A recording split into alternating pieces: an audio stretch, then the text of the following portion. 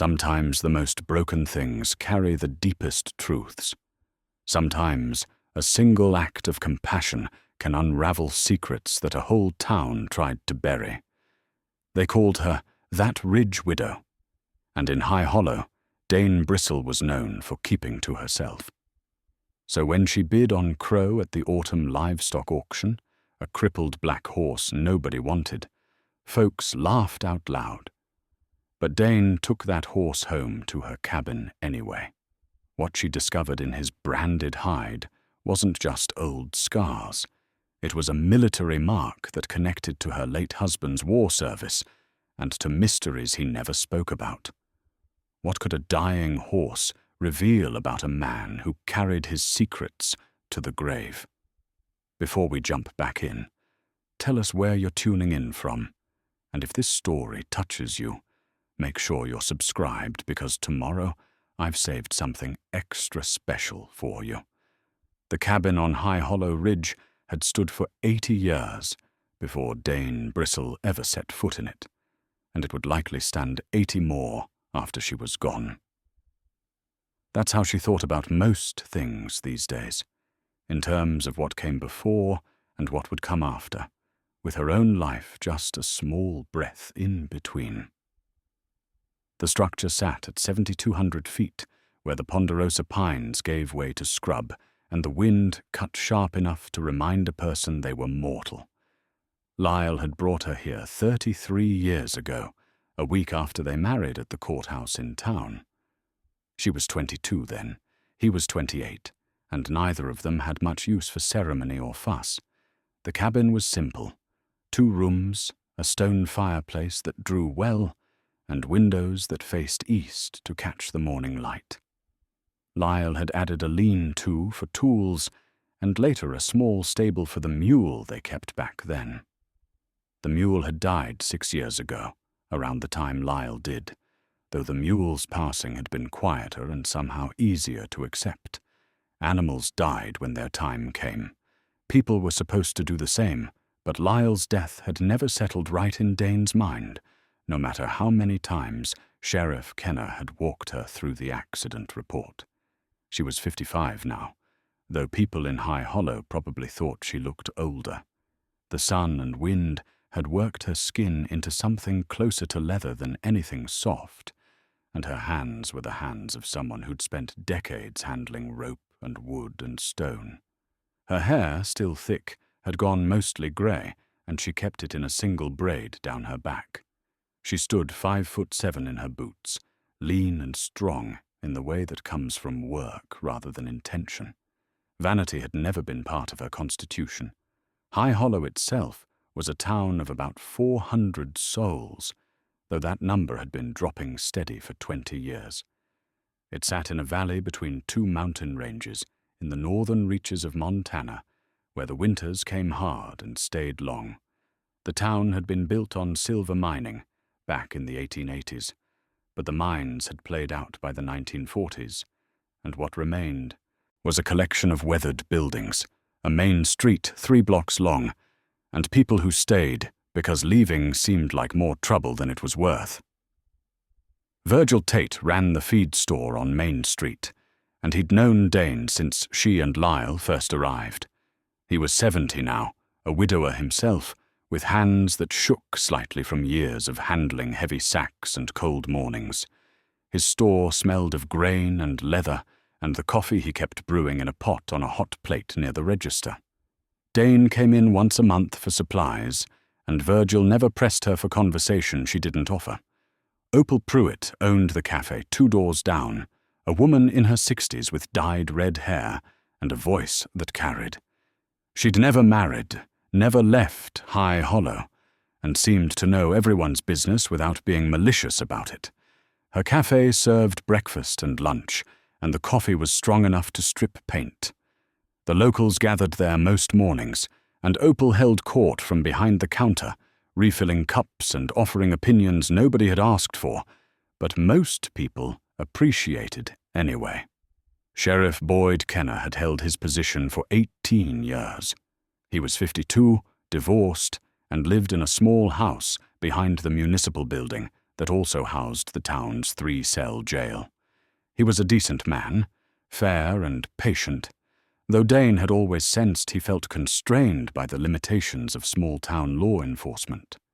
He'd wanted to do more with Lyle's death investigation, she could see that, but without evidence of foul play, there was nowhere for his instincts to take him.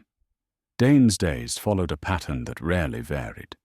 She woke before dawn, built up the fire, and made coffee in the same blue enamel pot Lyle had used. She kept chickens in a coop behind the cabin, 6 hens that gave her eggs, and occasionally ended up in the stew pot when they stopped laying. She had a vegetable garden that produced well enough in the short growing season, and she put up preserves every fall that carried her through the winter. Twice a month, she drove the 14 miles down to High Hollow for supplies, and once a month she made the longer trip to the county seat for anything Virgil's store didn't carry. She read in the evenings, mostly, books she borrowed from the tiny library in town or ordered through the mail. She favored history and biography, stories about real people who'd lived through hard times and found ways to endure. She wasn't much for fiction. Made-up troubles seemed unnecessary when the world provided plenty of real ones. Her relationship with Lyle had been quiet and steady, the kind of marriage built on compatibility rather than passion. They'd both valued solitude and understood that love didn't require constant demonstration. He'd been a good man, gentle with animals, and reliable in his work. For years he'd guided hunters in the fall and did carpentry and odd jobs the rest of the year.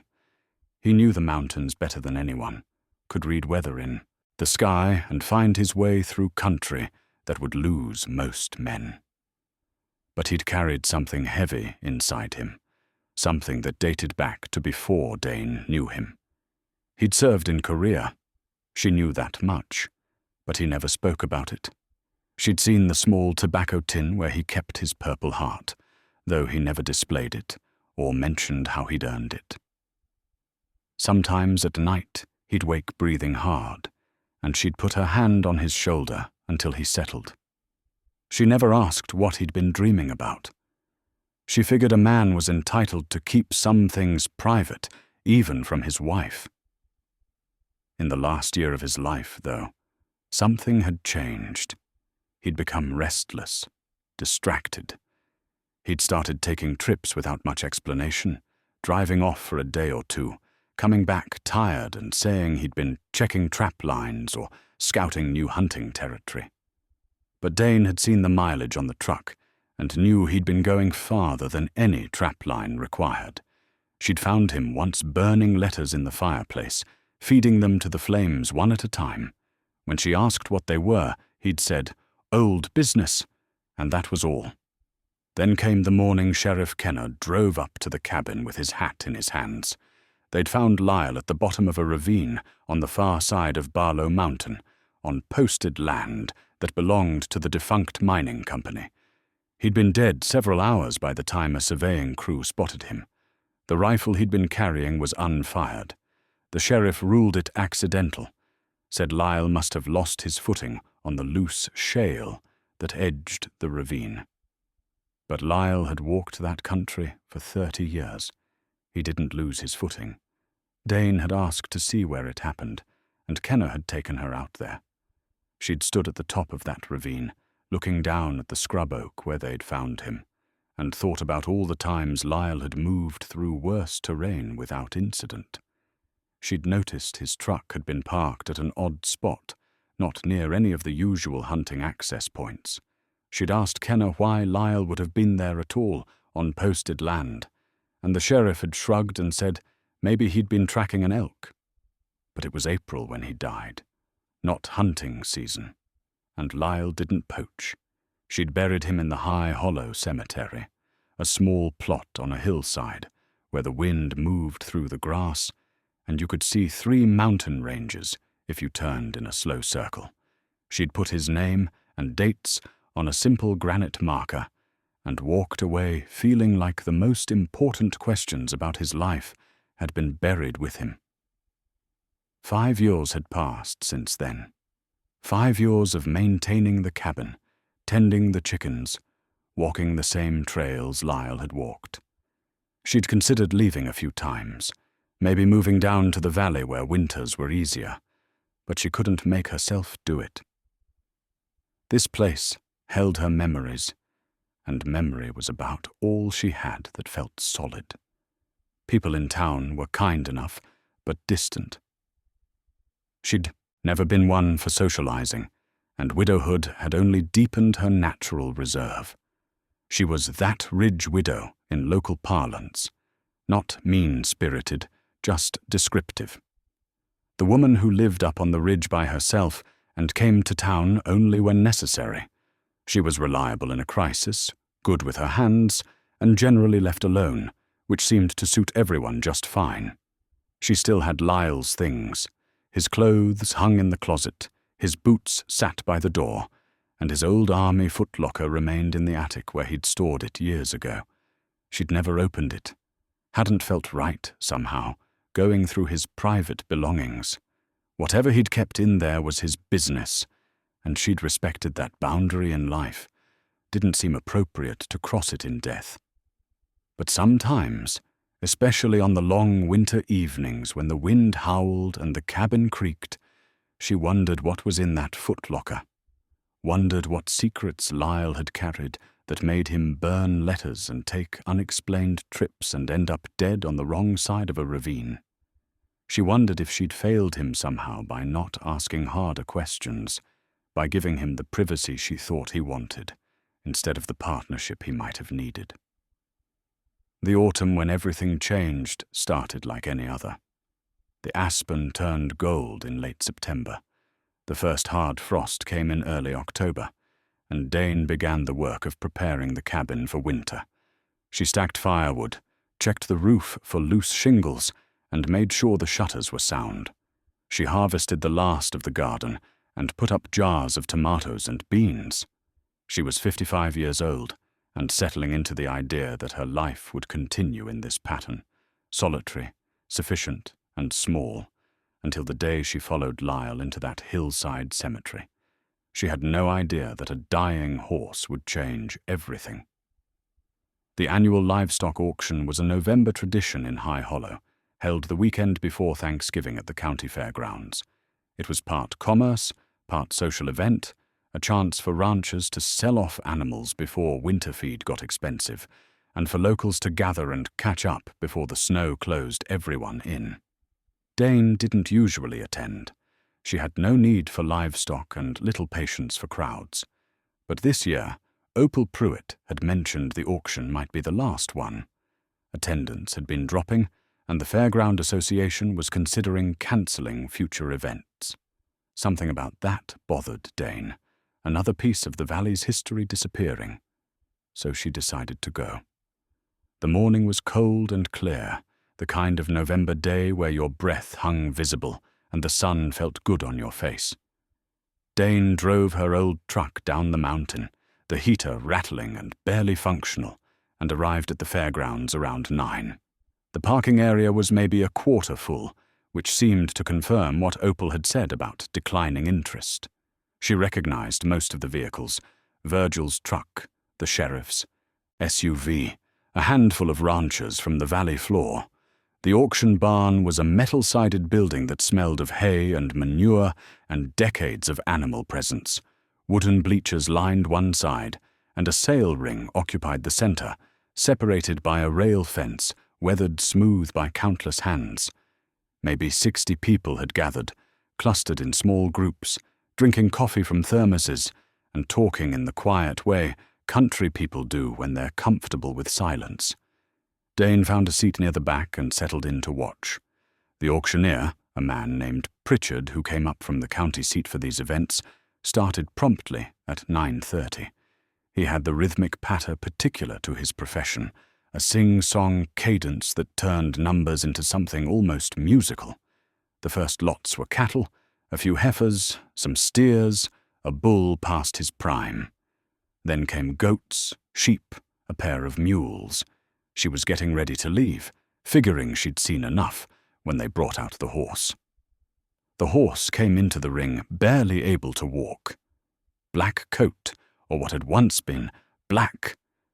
Now it was dull and patchy, the kind of coat you saw on an animal that hadn't been properly fed or cared for in a long time. He was a gelding, medium-sized, maybe 15 hands, though it was hard to tell with the way he stood hunched and favouring his left foreleg. His ribs showed stark against his sides, and his hip bones jutted out like landmarks, but it was his eyes that caught Dane's attention. Even from the back row she could see them, dark and liquid, and filled with something that looked like understanding. Pritchard's voice lost some of its musical quality. "Lot 47, he said flatly. "Black gelding, approximate age unknown, lame left front, selling as is for salvage only. Do I hear $20? Silence in the barn. Someone coughed. A few people shifted in their seats. "This animal's bound for processing if nobody takes him," Pritchard continued, "so we're starting at $10. Just $10 to save the hauling fee." Dane watched the horse. He stood very still in the ring, head low, that bad leg cocked to keep weight off it. But his ears were forward, alert, tracking the sounds around him. There was intelligence there, awareness. She'd been around enough animals to recognize when one had given up, and this horse hadn't. He was suffering, clearly, but he hadn't quit. $5, Pritchard said, and there was resignation in his voice now. "Come on, folks, $5.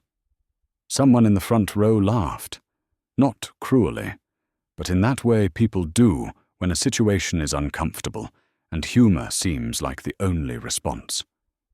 "Might as well just shoot it here," a man's voice called out. "Save everyone the trouble." Dane stood up. She didn't think about it, didn't plan it. Her hand just went up. The barn went quiet. Heads turned. Pritchard squinted toward the back. "Do I have a bid?" $5, Dane said clearly. More silence, and then a ripple of conversation. She could feel people looking at her, could sense the question forming. Why would that Ridge widow want a dying horse? "I have 5, Pritchard said, recovering his rhythm. "Do I hear 10? No response. $5 going once, twice. He brought down his gavel. "Sold to bidder 93. Virgil Tate found her as she was making her way to the pay station. "Dane," he said, his old hands moving in that nervous way they did when he was concerned. "What are you going to do with that animal?" "Take him home," she said. "He won't last a week. You can see he's finished." "Maybe," Dane said. "But maybe not." "That's $47 thrown away," Virgil said. He was counting the $5 bid, plus the various fees the auction added on. "And that's if he makes it home alive. You got a trailer?" "I can borrow the Westons," she said. The Westons were neighbors in the relative sense of the word. Their ranch was 8 miles from her cabin. They'd let her borrow equipment before. Virgil shook his head, but didn't argue further. He knew Dane well enough to understand when her mind was set. She paid the fees and made arrangements to pick up the horse after she'd secured the trailer. The auction clerk, a young woman Dane didn't know, processed the paperwork without comment and handed her a bill of sale. The horse was listed simply as Black Gelding, salvage, with no registration papers or history. Previous owner was noted as Estate of H. Cross, Helena County. Dane folded the bill of sale and put it in her jacket pocket. By the time she'd driven to the Western Ranch, borrowed their 2-horse trailer, and returned to the fairgrounds, the auction had ended, and most people had cleared out. The horse was standing in a holding pen by himself, still favoring that front leg. She backed the trailer up to the pen's gate and got out. The horse watched her approach but didn't move. Up close, she could see more details. Old scars on his legs, a patch of white hair on his shoulder that looked like it might be covering an old wound, and hooves that hadn't been trimmed in months, maybe longer. "Easy," she said quietly, opening the gate. "Nobody's going to hurt you." The horse's ears flicked toward her voice. She moved slowly, giving him time to assess her, and reached out to touch his neck. His coat felt rough under her hand, but he didn't flinch away. She stroked him gently, talking in a low, steady voice about nothing in particular. Just the sound of calm human speech. Getting him into the trailer took patience. He could barely walk, and the ramp seemed like a mountain to him. But Dane didn't rush. She stood at his shoulder, one hand on his neck, and waited while he gathered himself. Finally, he took one painful step, then another. It took almost 10 minutes to get him loaded, but once he was in, he stood quietly, his head hanging low. The drive back to the cabin was slow and careful. Dane took the coves gently, mindful of the suffering animal behind her. She kept checking the rearview mirror, watching for any sign of trouble, but the horse stayed upright. By the time she pulled into a clearing, the afternoon light was already fading toward evening. She'd prepared a space in the lean-to earlier, fresh straw bedded deep, a bucket of water, a feed trough. The lean-to wasn't ideal, but it was shelter, and she could close it off to keep the wind out. She unloaded the horse with the same patience she'd used loading him and led him to the prepared space.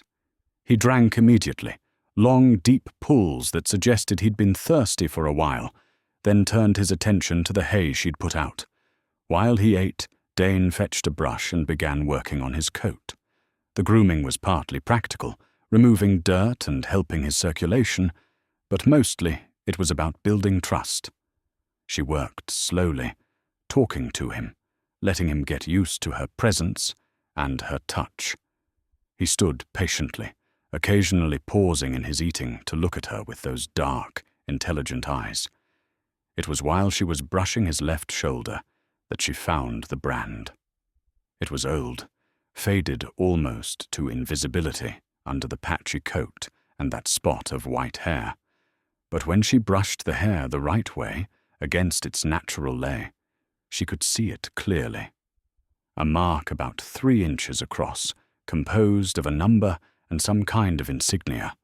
The number looked like 247, though part of it was obscured. The insignia above it was harder to make out, but it looked military. An eagle or shield, something official. Dane stood very still, her hand resting on the brand. She'd seen military horse brands before. Lyle had shown her a few in old photographs, back when he'd been willing to talk about the war in the smallest, most careful ways. This looked like one of those, an army cavalry brand, the kind they'd use to mark horses assigned to specific units. But that didn't make sense. The cavalry had been phased out decades ago. Korea had been the last conflict where the army used horses in any significant way, and that had ended in 1953. This horse couldn't possibly be old enough to have served in Korea. Even if he'd been born right at the war's end, that would make him 70 years old, and no horse lived that long. She examined the brand more carefully, trying to make out the details.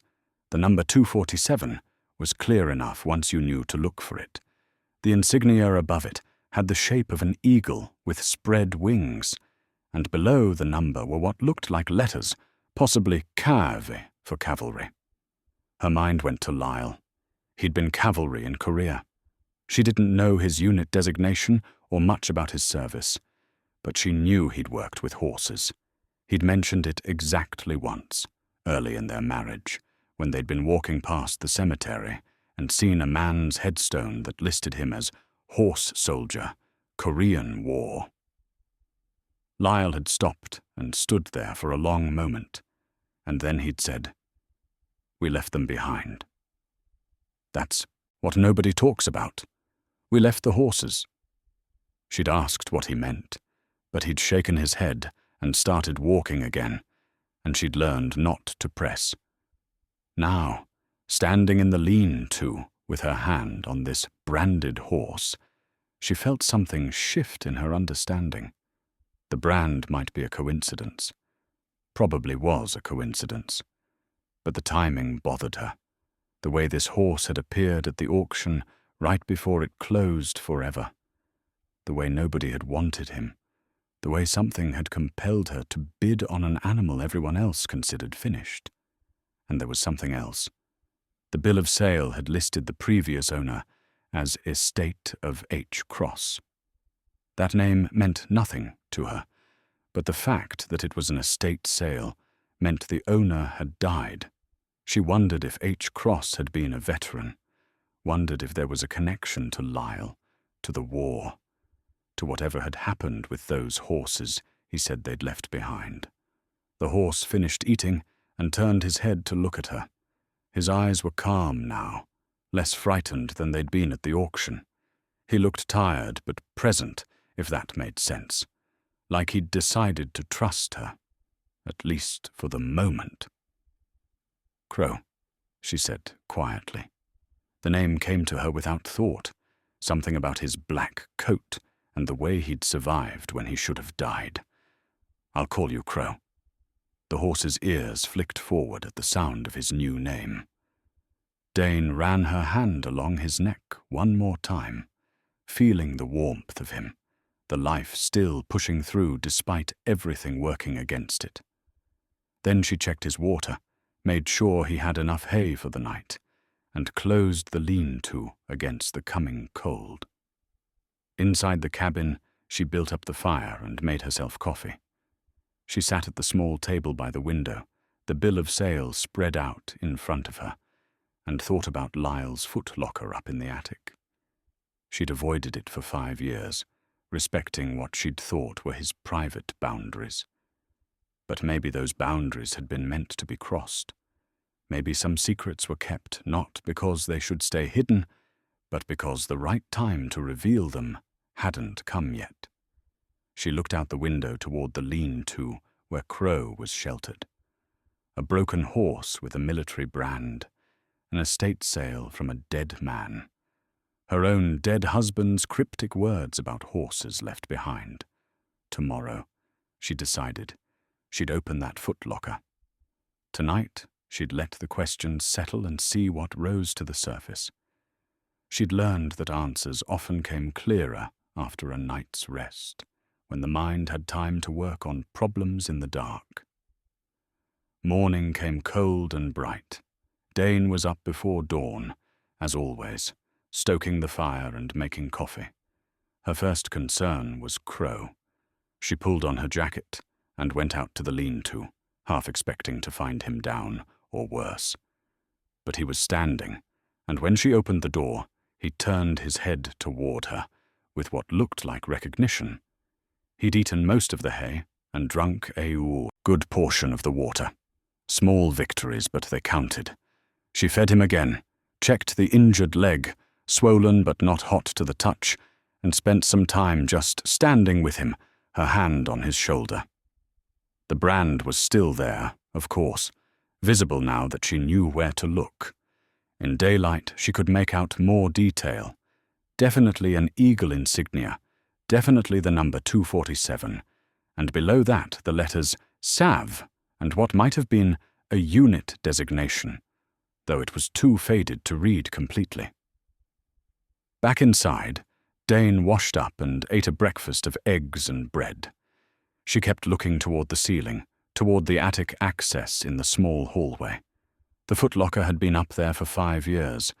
It could wait another day. But she knew she wouldn't let it wait. The questions had taken root now, and questions had a way of demanding answers. She climbed the ladder just after 8 o'clock. The attic was small and cramped, insulated but unfinished, filled with the accumulated objects of 33 years, boxes of old clothes, Christmas decorations they'd stopped using, tools Lyle had stored and forgotten about. The footlocker sat against the far wall, olive drab metal with his name stenciled on top in faded white paint. Bristle. L. Dane pulled it toward the ladder access where the light was better. The lock was simple, designed to keep the lid closed during transport, rather than to provide real security. She used a screwdriver to pop it open, then sat back on her heels and looked at the contents. On top was his uniform, carefully folded. The jacket was wool, heavy with corporal stripes on the sleeves. Beneath it, wrapped in tissue paper that had yellowed with age, was the Purple Heart in its presentation box. She opened the box and looked at the medal, the purple ribbon, Washington's profile in gold. Lyle had earned it for wounds received in action, but he'd never told her the circumstances. She set it aside gently. Under the uniform were photographs, dozens of them, most in black and white, a few in faded color. She spread them out on the attic floor, studying each one. Young men in military gear, posing beside trucks or tents, mountains in the background, steep, barren peaks that could only be Korea, and horses. So many photographs of horses. In one image, 3 soldiers stood with 4 horses, all of them saddled and ready for what looked like a patrol. The soldiers were smiling, and Dane recognized Lyle immediately, even though he was barely 25 in the photo. He stood on the left, one hand on a grey horse's neck. To his right were 2 other men, both around the same age. Someone had written on the back of the photo in pencil, Lyle, Harlan, Monroe, Hill 447, Nove, 1950. Harlan. That name connected to something. She pulled out the bill of sale for Crow and checked the previous owner's name, H. Cross. Could that be Harlan Cross? It seemed too specific to be coincidence. She found more photographs, Lyle with horses in snow. Lyle helping to load equipment onto pack animals. One image showed a long line of cavalry soldiers moving through a mountain pass, maybe 30 horses visible in the frame. The conditions looked brutal. Deep snow, the riders hunched against wind. Beneath the photographs were letters. Most were standard military correspondence, orders, transfer notices, commendations. But at the bottom of the stack she found something different, a bundle of papers held together with a rubber band that disintegrated when she touched it. These were personal letters, written in Lyle's careful handwriting but never sent. They were addressed to someone called Command, but no specific name or unit was listed. She read the first one, dated 1967, 15 years after the war had ended. I am writing again to inquire about the disposition of cavalry horses assigned to 2nd Battalion, 7th Cavalry Regiment during the Chosin Reservoir Campaign, November-December 1950. Specifically, I am requesting information about a black gelding, approximately 15 hands, branded 247 Cav, known to our unit as Midnight. Official records state all horses were humanely destroyed during the evacuation. However, I have reason to believe some animals survived and were transferred to civilian or military facilities in the United States. Any information regarding Midnight's fate would be appreciated. The letter was typed on a manual typewriter, formal and careful. At the bottom, Lyle had signed his name and included his address, but the letter had never been mailed. No postage, no envelope. She found 3 more letters, all similar, dated 1974, 1981, and 1993. Each one asked the same question in slightly different words. What happened to Midnight? Where did the horses go? Each one mentioned that official records claimed the horses were destroyed, but that Lyle had reason to believe otherwise. Dane sat in the dusty attic light, these unmailed letters in her lap, and felt something like anger stirring. Lyle had spent decades asking questions that nobody answered. He'd carried this weight for 40 years, wondering about a horse he'd been forced to leave behind in Korea. And he'd done it alone, never sharing the burden with her, never letting her help him search for answers. But maybe he'd been protecting her. Maybe he'd thought this obsession was his alone to carry. Or maybe he'd been ashamed. Of what? She wasn't sure. Shame wasn't logical, especially when it came to war and the things soldiers had to do. She gathered the photographs and letters and brought them down from the attic. At the kitchen table, she laid everything out in chronological order, trying to build a timeline. Lyle had served in Korea from 1950 to 1952. He'd been part of a cavalry unit, one of the last the army deployed. In November 1950, during the brutal Chosin Reservoir campaign, when Chinese forces had nearly surrounded American troops, his unit had participated in the fighting withdrawal through the Ao-Ho-Sele mountains. And somewhere during that withdrawal they'd left the horses behind. The official story, according to Lyle's letters, was that the horses had been humanely destroyed, killed to prevent them from falling into enemy hands or suffering slow deaths in the Korean winter. But Lyle hadn't believed that. He'd thought at least some of the horses survived. One horse in particular, Midnight, branded 247 Cav, the same brand she'd found on Crow. She looked out the window toward the lean-to. It was impossible, of course. Even if Midnight had somehow survived Korea and been brought to the United States, that horse would have died decades ago. No horse lived 70 years. The oldest horses on record made it to their 40s, maybe 50 in extraordinary cases. But 70 years? Impossible. Unless Crow wasn't Midnight himself. Unless Crow was a descendant. Son, grandson, great-grandson. If Midnight had survived and been used for breeding, his offspring could carry the same brand, the same bloodline. That would explain everything.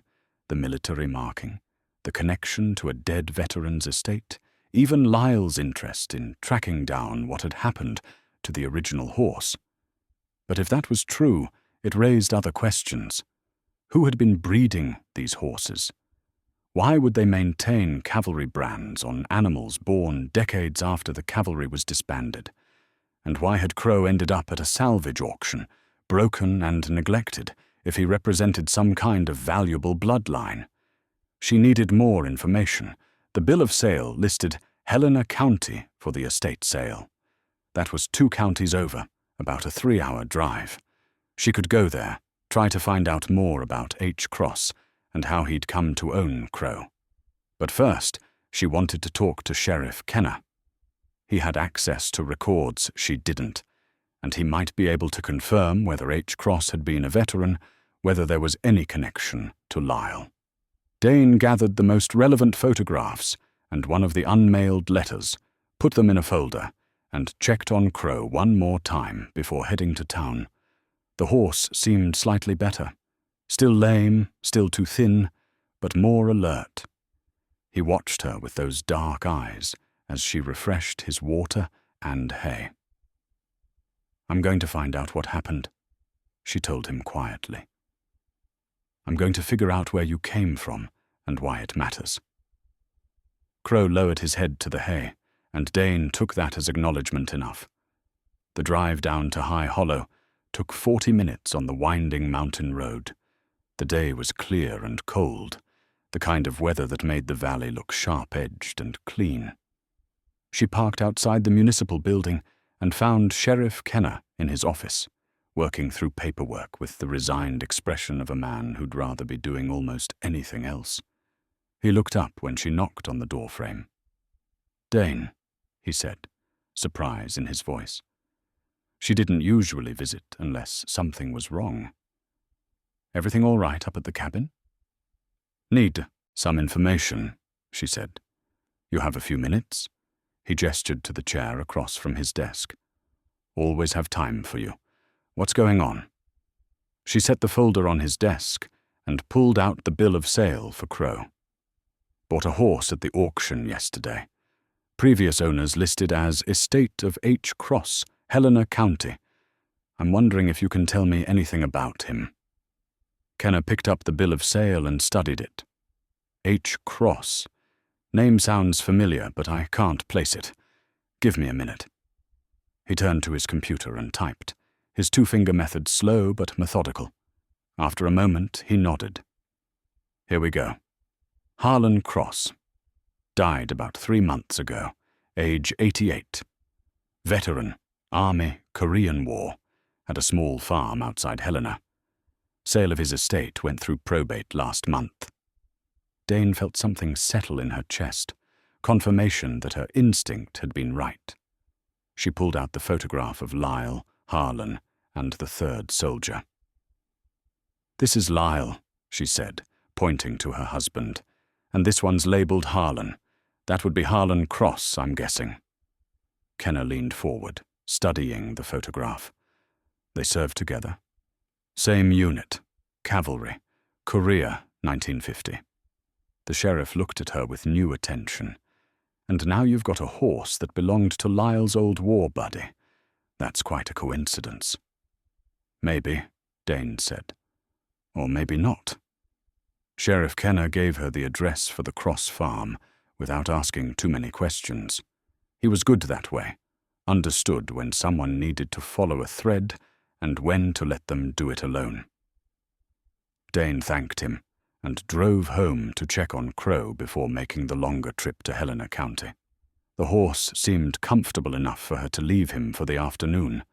She made sure he had plenty of water and hay, then started the drive southeast. The road took her out of the mountains and down into broader valleys where ranches spread across the landscape and the sky opened up wide. She'd always found the openness unnerving after years in the high country. Too much visibility, too much exposure. The Cross farm was on a rural route about 15 miles outside Helena proper. It wasn't much, maybe 40 acres, a small house that needed paint, a barn that had seen better days, and several outbuildings in various states of disrepair. A for sale sign stood at the end of the driveway. Dane pulled in and parked near the house. A woman came out onto the porch before Dane could reach the door. She was in her early 60s, grey-haired and sturdy-looking, wearing jeans and a flannel shirt. "Help you?" she called. "Looking for information about Harlan Cross," Dane said. "I bought a horse from his estate sale. Name's Dane Bristle." The woman's expression shifted from guarded to curious. "Bristle? My father had a friend named Bristle. Lyle Bristle." "My husband," Dane said. "I'll be damned." The woman came down the porch steps and extended her hand. "I'm Pauline Cross, Harlan's daughter. Come on inside. It's too cold to talk out here." The house was clean but sparse, with the temporary feeling of a place being emptied out. Boxes stood stacked in the living room, and bare spots on the walls showed where pictures had hung. Pauline led Dane to the kitchen and put coffee on without asking if she wanted any. "I heard about Lyle," Pauline said as she worked. "Must have been, 5 years ago? 6? 5, Dane said. "I'm sorry. Dad talked about him sometimes. They served together in Korea." "That's why I'm here," Dane said. "I found your father's name on the bill of sale for the horse, and then I found old photographs of the two of them together during the war. I'm trying to understand the connection." Pauline poured coffee into 2 mugs and sat down across from Dane. "The horse," she said. "Big black gelding. Looked half dead?" "That's the one." Pauline shook her head slowly. "Dad got that horse about 10 years ago. Drove all the way to Wyoming to pick him up. Wouldn't tell me why. Spent the rest of his life taking care of it like it was sacred. I thought he'd lost his mind, honestly. Horse could barely walk, ate like a king, and Dad treated it like it was the most important thing in the world. Did he say where the horse came from? Some veteran he knew. That's all he'd tell me. He was secretive about it. Wouldn't let me ask too many questions, but I could tell it was connected to the war somehow. Dad had that look he got when Korea came up, that haunted look. Dane knew that look. She'd seen it on Lyle often enough. "The horse has a military brand," she said. "Cavalry insignia. Number 247. Pauline's eyes widened slightly. Dad had nightmares about horses, used to wake up shouting about them, about leaving them behind, about the mountain, about promises he couldn't keep. I asked him once what happened over there, and he told me things I'm not sure I was supposed to know. What kind of things? Pauline got up and went to a box on the kitchen counter. She pulled out a folder and brought it back to the table. Dad kept all his war stuff together. Letters, photographs, discharge papers. I was going through it after he died, trying to decide what to keep. Found this. She pulled out a photograph and slid it across to Dane. It was the same image Dane had found in Lyle's footlocker. 3 soldiers with horses, labelled Lyle, Harlan, Munro, Hill, 447, Nove, 1950. That's the 3rd man, Pauline said, pointing to the soldier on the right. Munro Vale. Dad said all 3 of them made a promise during the war, about the horses. He never explained what the promise was, but it ate at him his whole life. Did your father ever mention a horse named Midnight? Pauline looked startled. He called the black gelding Midnight. How did you know? My husband wrote letters about a horse named Midnight, Dane said. Spent decades trying to find out what happened to it. Same horse, maybe, Pauline said. Or the same bloodline. I don't know. What I do know is that Dad believed some of those cavalry horses survived Korea. He thought they were brought back to the United States and hidden away somewhere. He tried to track them down for years. Hidden by who? The military, maybe. Or some private group. Dad was never clear on that part. But he was convinced there was a cover-up, that the official story about the horses being destroyed was a lie. Pauline paused, looking down at her coffee.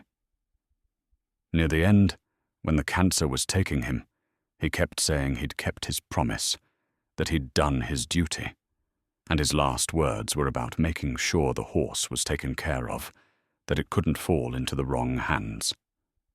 The wrong hands, Dane repeated. What did he mean by that? I don't know. I thought it was the morphine talking.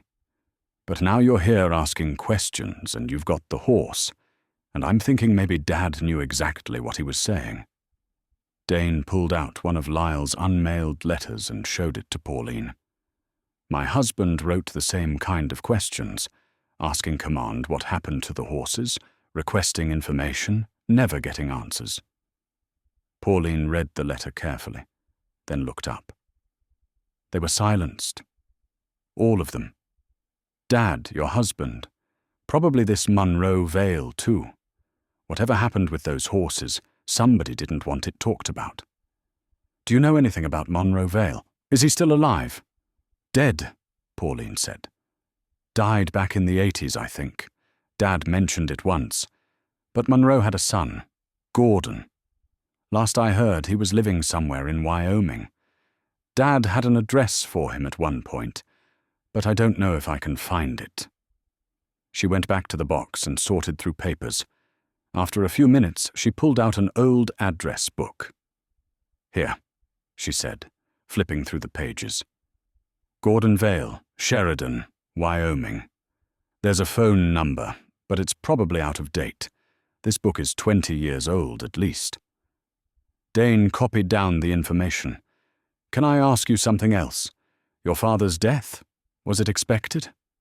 Pauline's expression grew cautious. He had cancer. Pancreatic. They gave him 6 months. He lasted 8. Why? Just wondering if there was anything unusual about it. You mean like with your husband? Pauline said quietly. It wasn't a question. Dane met her eyes. Lyle died in what they called a hunting accident. But he knew those mountains better than anyone. He didn't make the kind of mistakes that get you killed. And you think someone wanted him quiet? I think it's possible. Pauline was quiet for a long moment. Dad was afraid near the end. not of dying. He'd made peace with that. But he was afraid of someone coming for the horse. He made me promise I'd sell it at auction, mix it in with regular livestock so it wouldn't stand out. Said if anyone official came asking about it, I should play dumb. I thought he was paranoid. Maybe he wasn't. Maybe not, Pauline agreed. She gathered the photographs and papers and put them back in the folder, then handed the entire thing to Dane. You should have these. I don't know what good they'll do, but Dad would want them going to someone who cares about the truth. He respected your husband, talked about him like they were brothers, even though they hadn't seen each other in decades. Dane took the folder. Thank you. What are you going to do? Find out what happened, Dane said.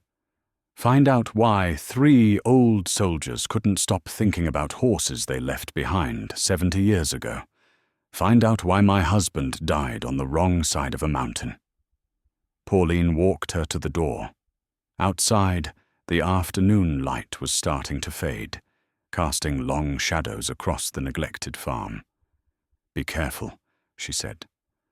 Whatever this is about, it got Dad and your husband killed. Might get you killed too if you're not careful. I'll be careful, Dane said. But she knew careful might not be enough. Some things, once you started pulling at them, unraveled whether you wanted them to or not. The drive back to High Hollow gave her time to think. The pieces were coming together. Lyle, Harlan, and Monroe. 3 cavalry soldiers who'd made some kind of promise about horses during the war. Horses that were officially destroyed, but that Lyle and Harlan believed had survived. A black gelding carrying a 70-year-old brand, impossible but real. And 2 dead veterans who'd spent their lives asking questions nobody would answer. By the time she reached the cabin, full dark had fallen. She checked on Crow first thing. The horse nickered softly when she entered the lean-to, the first sound she'd heard him make. It was a small thing, but it felt significant. Connection, maybe. Or recognition. She ran her hand along his neck and felt him lean slightly into the touch. We're going to figure this out, she told him. Whatever happened to midnight, whatever promise Lyle made, we're going to see it through. Inside, she built up the fire and spread Pauline's folder out on the kitchen table, alongside Lyle's materials. She had 2 sets of evidence now, 2 veterans' worth of questions and photographs and unmailed letters. Somewhere in all of this was the truth about what had happened during that winter withdrawal in Korea and what had happened to the horses in the decades since. She found a reference in one of Harlan's letters to Operation Snowfall and the evacuation protocols. Tomorrow, she decided, she'd go to the library and see what she could find about that operation. Tonight, she'd read through everything she had and try to build a timeline. The fire crackled, the wind moved through the pines outside, and Dane settled into the work of uncovering secrets that had been kept for 70 years. She was 55 years old and alone on a mountain, but she wasn't scared. She'd lived through grief and loneliness. She could handle the truth, whatever it turned out to be. The High Hollow Library occupied half of a building on Main Street, sharing space with the post office.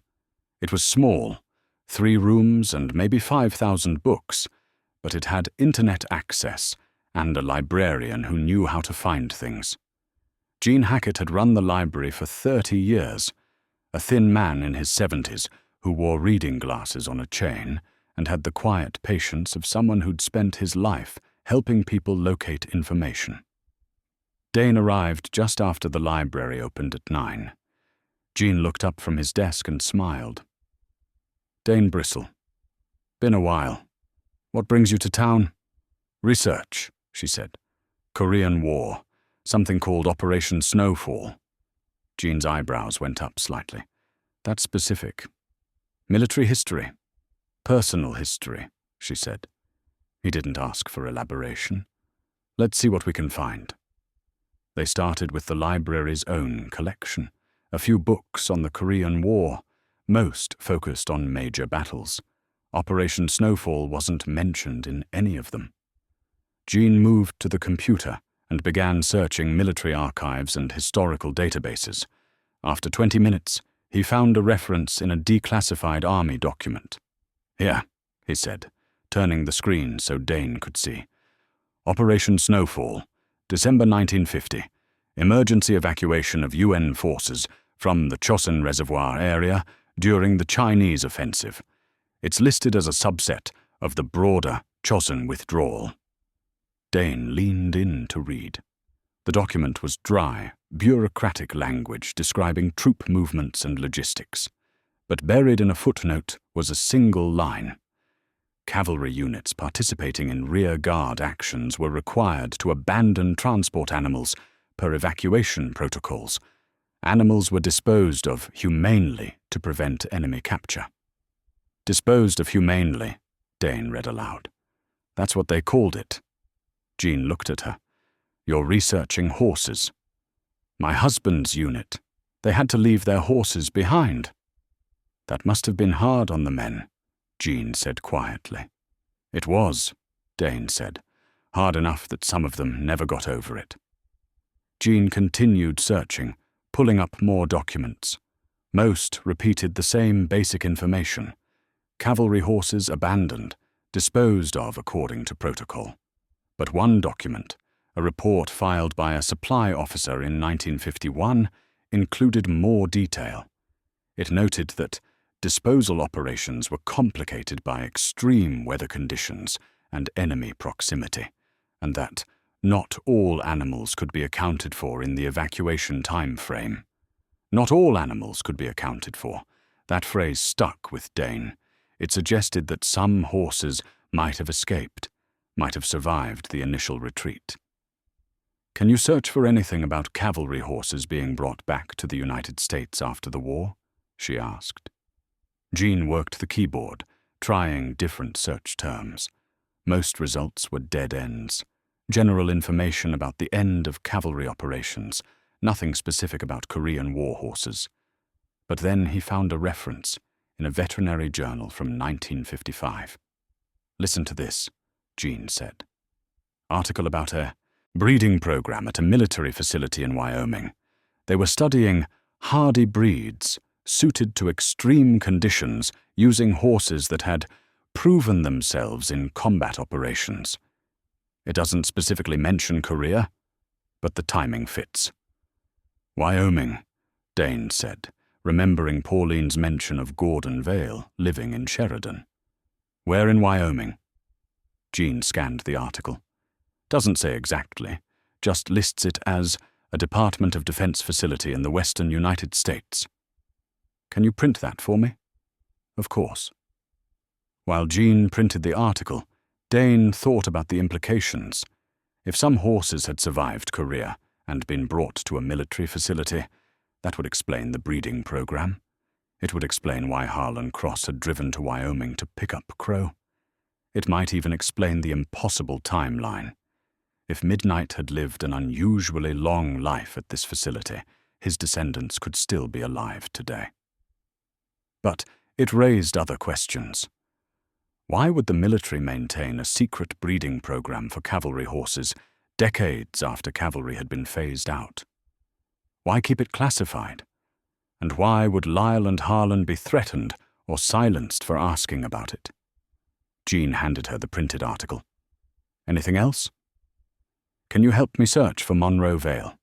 Veteran, Korean War, died sometime in the 1980s. More searching. Jean found an obituary from a Sheridan, Wyoming newspaper, dated October 1987. Monroe Vale, 58, veteran and rancher, died October 12th at his home. Death was attributed to natural causes. He is survived by his wife, Linda, and son, Gordon. Natural causes. The same vague language that covered everything from heart attacks to murder, if nobody looked too closely. "One more thing," Dane said. Can you search for anything about the Barlow Mining Company? Jean looked at her curiously, but typed it in. Barlow Mining. Been defunct for years. They had operations all over Montana. Copper, silver, some coal. Went bankrupt in the early 2000s when commodity prices dropped. What about their property? What happened to it after bankruptcy? More searching. Most of it was sold off. Some parcels are still listed as company assets in receivership. Let me check the county records. He pulled up the property database and searched. Here's something. Barlow still owns about 400 acres on the north side of Barlow Mountain. The listing says, restricted access, environmental remediation in progress. But there's no record of any actual remediation work being filed. How long has it been restricted? According to this, since 1998. 25 years of environmental remediation that never seems to finish.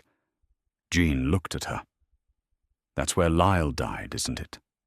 Barlow Mountain. Part of that 400 acres? Dane confirmed. And you think it wasn't an accident?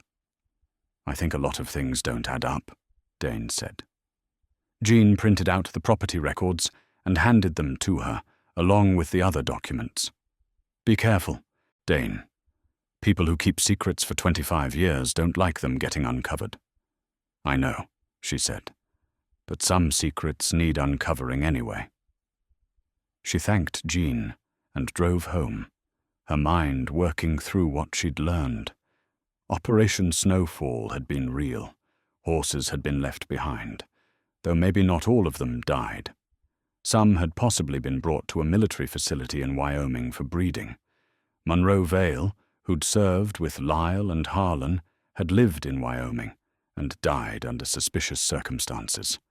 And Barlow Mining Company maintained restricted land where Lyle had been found dead.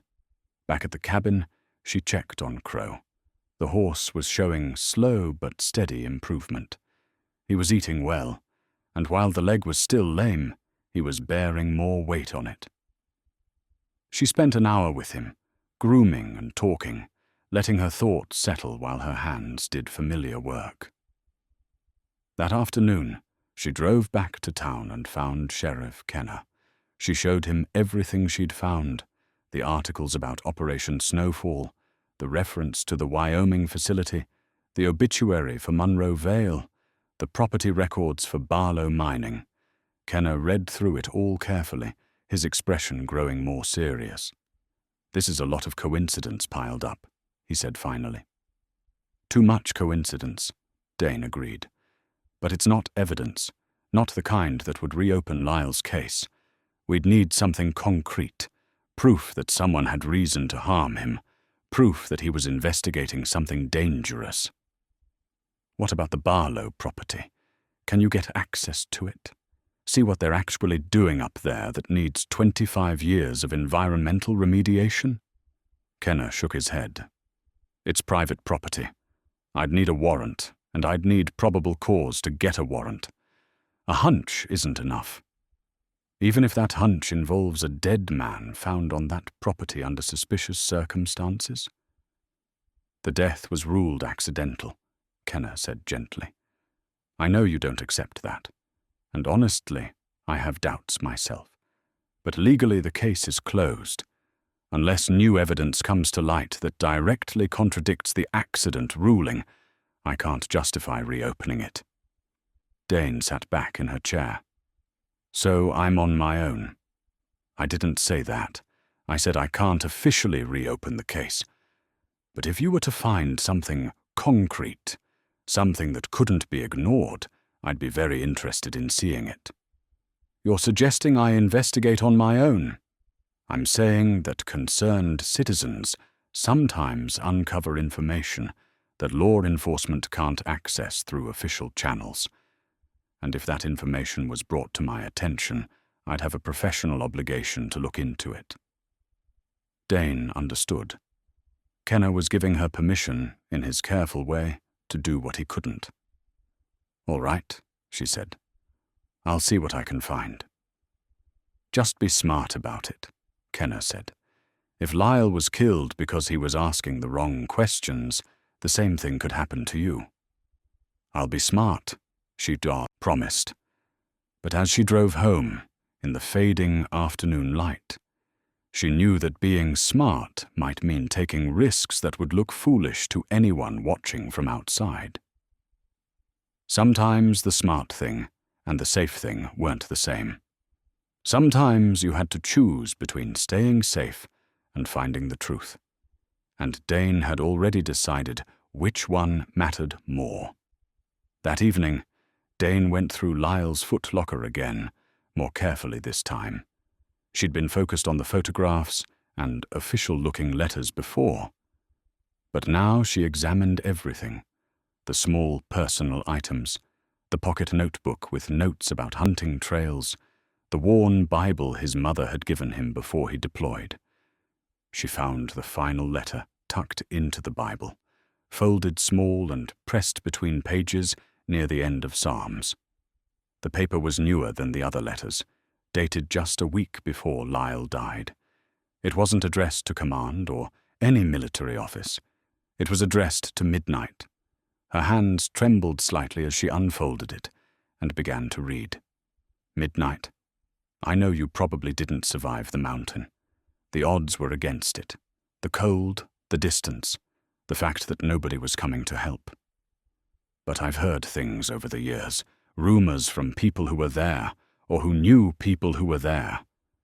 Stories about some of the horses making it down out of those mountains, about them being rounded up and taken somewhere. I never knew if the stories were true, but I couldn't stop thinking about them. Couldn't stop thinking about you. We made a promise, the three of us, Harlan and Monroe and me.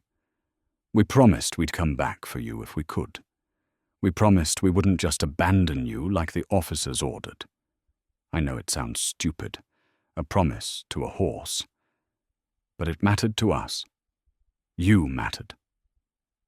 I tried to find out what happened, wrote letters for 40 years and never got a straight answer. But last month I heard from someone who knew someone who'd worked at a place in Wyoming. They told me about a breeding program, about horses that shouldn't exist, but do. They mentioned a black gelding with our old unit brand. I think it might be you, or your bloodline if you did survive and they bred you. I'm going to make it right. I found a buyer who's selling off stock from a facility near Barlow Mountain. That's just 50 miles from here, turns out. This whole time you might have been that close. I'm going to the preview tomorrow. If the horse has our brand, I'll know, and I'll buy him and bring him home and finally keep the promise we made. I'm sorry it took me this long. I'm sorry I wasn't braver when I was young. But I'm not afraid anymore. Whatever happens, I'm going to see this through. Punte. Dane read the letter 3 times, her throat tight. This was what Lyle had been doing in his final days. Not checking trap lines or scouting hunting territory. He'd been trying to track down a horse from the war, trying to fulfill a promise he'd made 7 decades ago. And he'd been going to Barlow Mountain. Not to hunt. To meet someone or investigate something at the facility he mentioned. That's why his truck had been parked at that unusual spot. Why he'd been on posted land. He'd been following a lead. She looked at the date on the letter. 7 days before his death, which meant Lyle had gone to that preview, had possibly seen the horse, seen Crow or one of Crow's relatives, and had learned something that got him killed. The next morning, she called the number Pauline had given her for Gordon Vale. It rang 6 times before a man's voice answered, gruff and cautious. "This is Gordon Vale. Mr. Vale, my name is Dane Bristle. My husband Lyle served with your father in Korea." Silence on the other end, then. "I know who Lyle Bristle was. My father talked about him. What do you want?" "I want to know what happened to the horses," Dane said. "I want to know what your father and mine couldn't stop thinking about for 70 years. Another pause. Your husband is dead, Mrs. Bristle. So is my father. Both of them died asking questions about things they were supposed to forget. You sure you want to go down that road? I'm already on it, she said. I bought a horse at auction last week. Black gelding with a cavalry brand. Same brand your father's unit carried. Jesus, Gordon breathed. Where did you get it? Estate sale, Harlan Cross. Harlan's dead? 3 months ago. Cancer. Gordon was quiet for a long moment.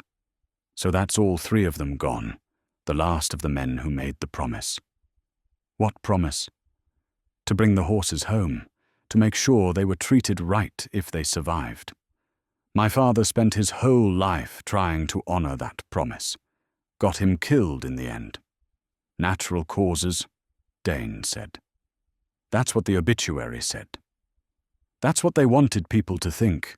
But my father was healthy as a horse himself, no pun intended. Then one day, he's asking too many questions about a facility outside Sheridan, and 2 weeks later he's dead. Heart attack, they said. Convenient timing. Who's they? I don't know exactly. Military, maybe. Private contractors. People with enough pull to make deaths look natural and keep secrets buried for decades. Dane thought about Lyle's letter, about the breeding program near Barlow Mountain. Your father worked at a facility in Wyoming? Worked for them, yeah. Back in the 60s and 70s. It was a private ranch on the surface, but it was funded by Department of Defense money. They were breeding horses, cavalry horses that had supposedly all been killed in Korea. My father figured out where the horses had come from, tried to blow the whistle and got shut down hard.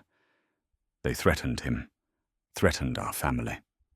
He backed off, but he never stopped tracking what happened to those horses. What was the facility called? It went by different names over the years. Last I knew it was operating as Barlow Agricultural Research. But the property's in Montana now, not Wyoming.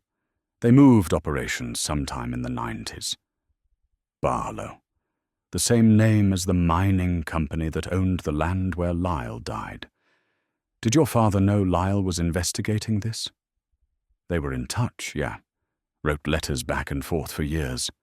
My father always said Lyle was the most stubborn man he'd ever met, that he'd never let it go. I guess he was right. I found one of Lyle's letters, Dane said. Written a week before he died.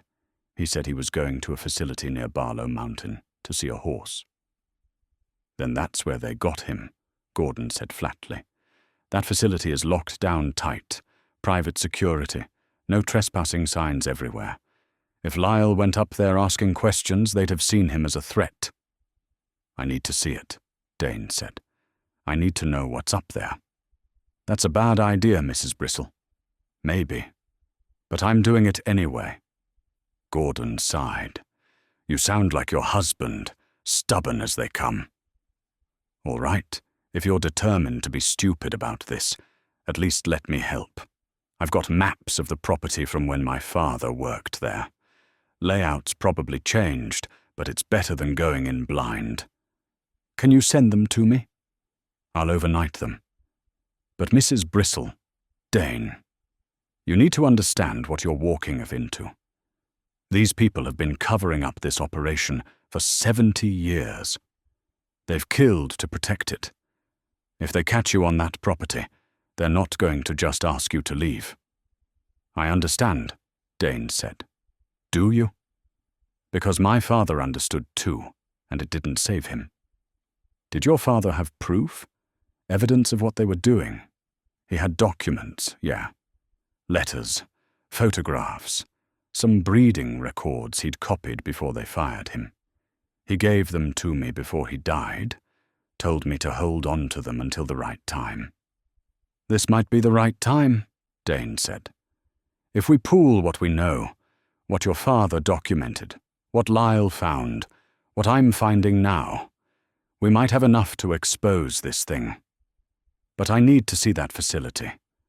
I need to know for certain what they're hiding. Gordon was quiet, thinking. All right, he said finally. I'll send you the maps and the documents. But I'm coming out there too. If you're going to do something this reckless, you should at least have backup. You don't have to. My father died with this weight on him, Gordon interrupted. I'd like to see it lifted. When are you planning to go? Soon as I have the maps. Few days, maybe. I'll be there in 3 days. Call me when the package arrives and give me an address to meet you. They exchanged information and hung up. Dane sat at her kitchen table, the letter to midnight still spread out in front of her, and felt the weight of what she was about to do, trespassing on private property to investigate a possible conspiracy that had already killed at least 3 men. It was reckless, possibly stupid, but it was also necessary. That afternoon, Dr. Amelia Singh came up to the cabin to examine Crow. Singh was the only veterinarian within 50 miles, a woman in her 40s who'd moved to Montana from California and brought big city competence to small-town practice. She spent 20 minutes examining the horse, checking his weight, his leg, his overall condition. Finally, she stepped back and looked at Dane. He's improving. Not as much as I'd like, but he's holding his own. The leg is concerning, though. There's old trauma there. Looks like a bullet wound that healed badly. How old? Singh ran her hand along the scarred tissue. Decades. The bone remodeling is consistent with an injury that happened 40, maybe 50 years ago. Not 70? Hard to say for certain without x-rays, but probably not quite that old. She paused. You mind telling me why you're asking about a 70-year time frame? Dane showed her the brand. This is a Korean War cavalry marking. War ended in 1953. Singh studied the brand, her expression thoughtful. So you're suggesting this horse is 70 years old, or descended from a horse that's 70 years old? Something like that. Well, he's not 70. His teeth, bone structure, everything suggests he's in his mid-20s. Old for a horse, but not impossibly so. She looked at Dane. But if he's descended from a Korean War horse, and he's carrying the same brand, that suggests an organized breeding program, one that's been running for a long time. That's what I'm thinking, too. Singh was quiet for a moment. There are stories in the veterinary community, rumors about classified research into animal longevity, genetic manipulation for military purposes. Most people think it's conspiracy theory nonsense. But every now and then, you hear about something that makes you wonder. Like what? Like horses that live longer than they should, dogs that don't age normally, lab animals with unusual genetic markers. She shrugged. Probably nothing. But if someone were running an unauthorized breeding program using animals from a classified military operation, they'd want to keep it very quiet. Quiet enough to kill for? Singh met her eyes. I'm a veterinarian, not a detective, but I've seen enough to know that people do terrible things to protect their interests. If you're investigating something dangerous, be careful. Everyone keeps telling me that. Maybe you should listen. After Singh left, Dane spent the rest of the day preparing. She gathered supplies, flashlight, camera, notebook, warm clothes. She studied the maps Jean had printed for her, marking the location where Lyle had been found and trying to estimate where the facility might be located on the Barlow property. Evening came cold and clear. Dane stood in the lean-to with Crow, one hand on his neck, and made a promise similar to the one Lyle had made. I'm going to find out what they did to you, she said quietly. Find out where you came from, and why it mattered enough to kill for. And when this is over, you're never going back to them. That's my promise." The horse turned his head and looked at her with those dark, knowing eyes. And for just a moment, Dane could have sworn he understood every word. The package from Gordon Vale arrived 2 days later. Dane picked it up at the post office in High Hollow, a thick manila envelope marked "Fragile Documents." She didn't open it until she was back at the cabin, spread out on her kitchen table with coffee steaming beside her. Inside were maps, photographs, and a stack of photocopied documents. The maps showed the Barlow property as it had existed in the 1970s. Buildings marked as stable complex, veterinary facility, administration, and housing. Gordon had included a handwritten note. "This is from my father's time there. Layout may have changed, but the basic geography should be the same. The main ranch buildings are about 2 miles in from the old mining road. Approach from the north ridge if you can. Fewer sight lines from the buildings. And please don't get killed. My father would haunt me if I let Lyle's widow walk into this alone. I'll be there Tuesday." Today was Sunday. 2 days to prepare. Dane studied the maps, comparing them to the topographic maps she had of the Barlow Mountain area. The location made sense, remote enough for privacy, but with access to the old mining roads. The northern approach Gordon suggested would require a hard hike through rough terrain, but it would keep her off the main access routes where security would likely patrol. The documents were more disturbing. They included breeding records for horses labeled with military unit numbers, veterinary reports noting accelerated healing protocols, and enhanced cellular longevity markers, and correspondence between someone identified as project director and various Department of Defense officials. One letter, dated 1967, stood out. "Per your inquiry regarding public disclosure, Project Legacy remains classified at the highest level. All surviving specimens from the initial Korea retrieval have proven invaluable to our understanding of stress-adapted physiology. The breeding program has successfully produced third-generation specimens maintaining desired traits. Recommend continued classification for duration of research timeline, estimated 50+ years. Public knowledge of survivor rescues would compromise operational security and potentially expose decision-making failures during chosen withdrawal." Dane read that paragraph 3 times. Survivor rescues, they'd actually brought horses back from Korea. Horses that soldiers like Lyle and Harlan and Monroe had been told were dead, and they'd kept it secret for decades, running experiments on the animals and their descendants under the cover of agricultural research. She felt anger building. Not the hot, explosive kind, but the cold, determined variety that settled into your bones and didn't leave. Lyle had spent 40 years believing he'd abandoned those horses to die. 40 years of guilt and nightmares and unanswered questions, all while the horses he'd mourned were alive, locked away in some classified facility, being bred and studied like laboratory specimens. The photographs showed what appeared to be standard ranch operations: horses in paddocks, staff in work clothes, buildings that could have belonged to any large agricultural operation. But there were details that didn't fit. Security fencing topped with barbed wire, guard shacks at access points, and in one photo's background, what looked like a laboratory building with biohazard warnings on the door. Dane spent the rest of Sunday planning her approach. She would go in Monday night, well after dark, using the northern ridge route. Gordon wouldn't arrive until Tuesday, but she couldn't wait.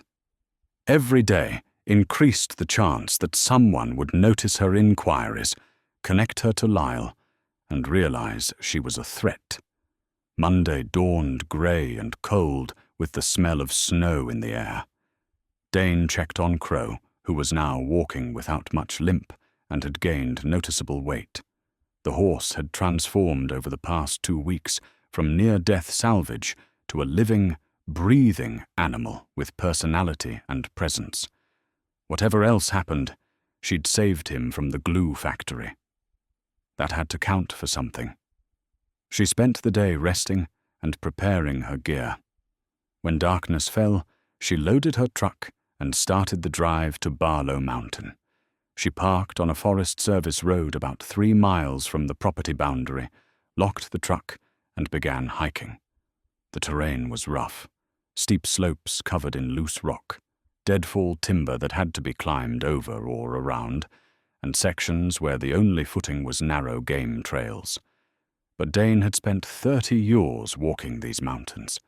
She knew how to move quietly, how to read terrain in darkness, how to navigate by stars and landforms when the moon hid behind clouds. It took her 2 hours to reach the ridgeline above the facility. She crouched in a stand of pine trees and used binoculars to survey the buildings below.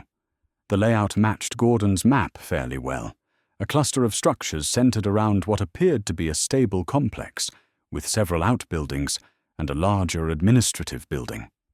But there were additions, new fencing, a guard shack at the main gate, and security lights mounted on poles around the perimeter.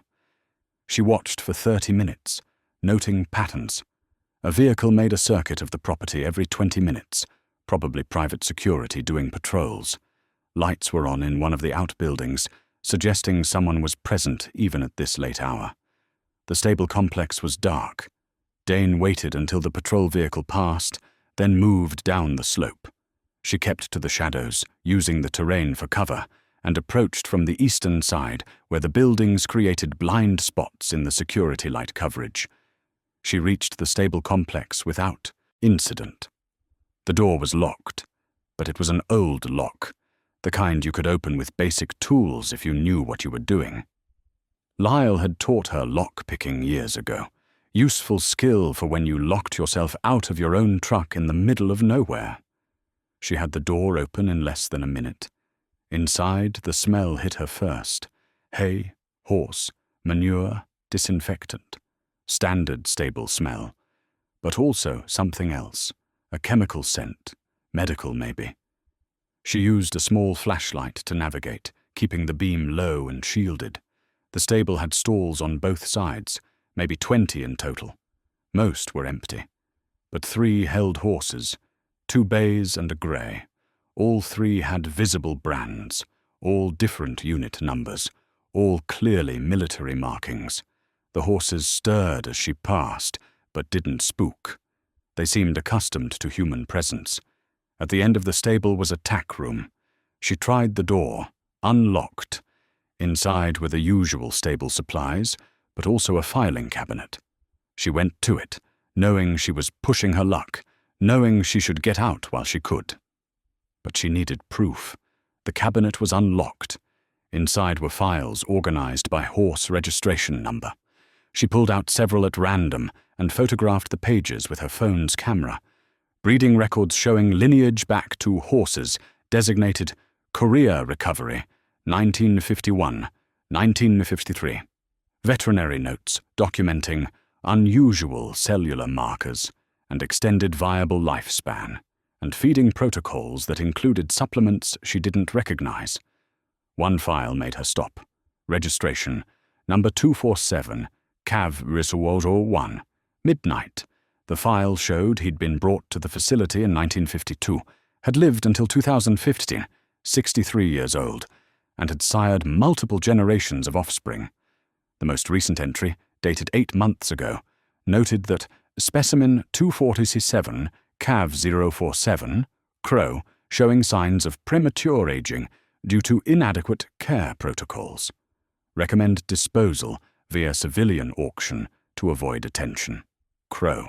They'd named him Crow, or maybe it was just their designation for him. Either way, he was Midnight's great-great-grandson. The horse she'd bought for $5 at auction was the direct descendant of the animal Lyle had mourned for 70 years. She was photographing more pages when she heard voices outside. She froze, listening. 2 men, talking casually, getting closer. "Just checking the night feed for the grey mare. Doc wants her monitored every 4 hours. Pain in the arse, if you ask me. Horse is fine. Doc's paranoid since we lost the black gelding. Doesn't want another one disappearing." Dane's heart hammered. They were coming into the stable. She looked around frantically. No other exit, no good hiding places. The tack room had one small window, but it was high and narrow. She heard the stable door open. Footsteps. She switched off her flashlight and pressed herself into the corner behind a saddle rack, making herself as small as possible. Through the crack between the door and frame, she could see light from the men's flashlights playing across the stable aisle. They walked past the tack room toward the stalls at the far end. Dane waited, barely breathing. This was it. She could try to slip out while they were distracted, or she could wait and hope they didn't check the tack room. The decision was made for her. One of the men said, "I'm going to grab a lead rope from the tack room." Footsteps approaching. Dane pressed deeper into the corner, knowing it was useless. The door opened, light flooded in, and a man stepped through. He was young, maybe 30, wearing ranch clothes and a jacket with a security company logo. He reached for the light switch, and the room's overhead bulb flickered on. He turned toward the rope rack and froze when he saw Dane. For a long second, they stared at each other. Then the man's hand went to his radio. Dane moved without thinking. She grabbed a horse blanket from the shelf and threw it over his head, then shoved past him toward the door. She heard him stumbling, shouting, and then she was running. Down the stable aisle, out the door, into the darkness. Behind her, voices raised in alarm. Radio chatter.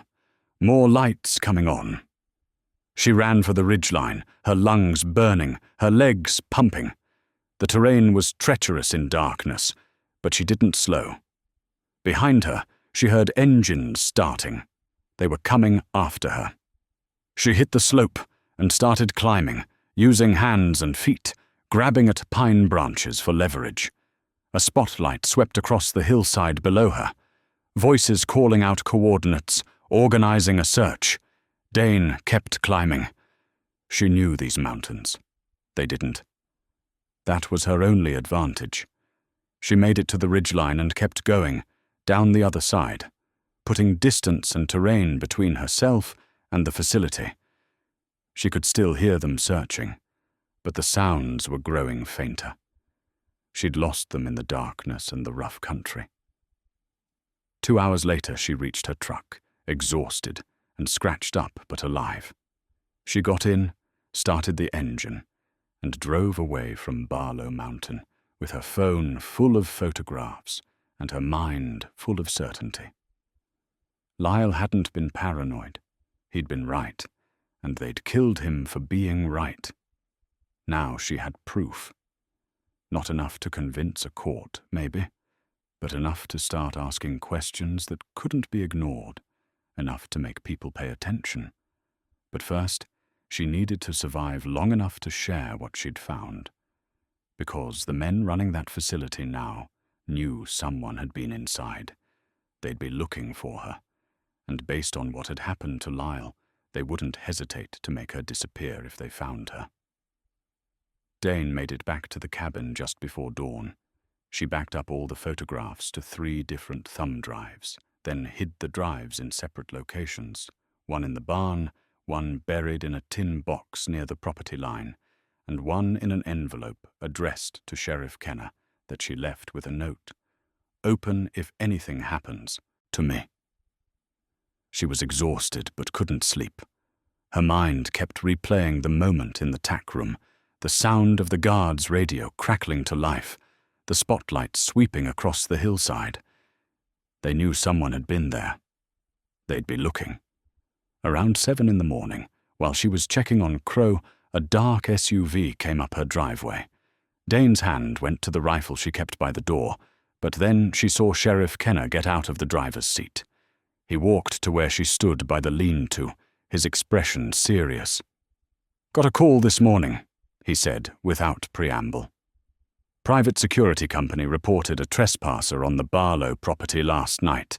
They're claiming someone broke into their facility and stole proprietary documents. Did they file charges? Not yet. But they asked if I knew anyone who might have reason to be poking around up there. Your name came up. Dane met his eyes. Why would my name come up? Because they know Lyle died on that property, and apparently someone's been making inquiries, library searches, phone calls, visits to Helena County. They've been paying attention. He paused. Was it you, Dane? She was quiet for a moment, then decided honesty was the best approach with Kenna. Yes. Jesus. He took off his hat and ran a hand through his hair. You got any idea how much trouble you're in? That's federal land they're leasing. This could be a federal case. It's not federal land. It's private property owned by Barlow Mining in receivership. Leased to a defense contractor, Kenna said, which makes it federal jurisdiction if they want it to be. Dane pulled out her phone and showed him the photographs. This is what they're hiding. Horses descended from cavalry animals that were supposed to have been killed in Korea. Breeding records going back 70 years. Evidence of a classified program that's been running under fake corporate covers since the 1950s. Kenna looked through the photos, his expression growing darker. This is big, Dane. Bigger than some horses. If what you're suggesting is true, this involves military deception, misuse of public funds, probably multiple laws broken. And murder, Dane said quietly. They killed Lyle because he found out about this. Probably killed Monroe Vale too, and maybe others. You got proof of that? Not proof a court would accept. But I found this. She showed him Lyle's letter to midnight, showed him the timeline that put Lyle investigating the facility in the days before his death. Kenna read the letter carefully. This suggests motive, but it doesn't prove anything. And the photographs, they'll claim you faked them or took them out of context, or that you stole them illegally, so they can't be used as evidence. Then what do I do? Just let them get away with it? No, Kenna said, but you have to be smart about this. If you go to the press or put this online, they'll discredit you. Make you look like a conspiracy theorist, Sue. You for defamation, maybe even have you arrested for trespassing and theft. You need a strategy. I'm listening. You need allies. People with credibility who can back up your claims. Other families of veterans from that unit, maybe. Veterans advocacy groups, journalists who specialize in military accountability. Build a coalition before you go public. I already have one ally, Dane said. Gordon Vale, Monroe Vale's son. He's coming here tomorrow with more evidence from his father. That's a start. But two families claiming conspiracy isn't enough. You need more. What about you? Will you help?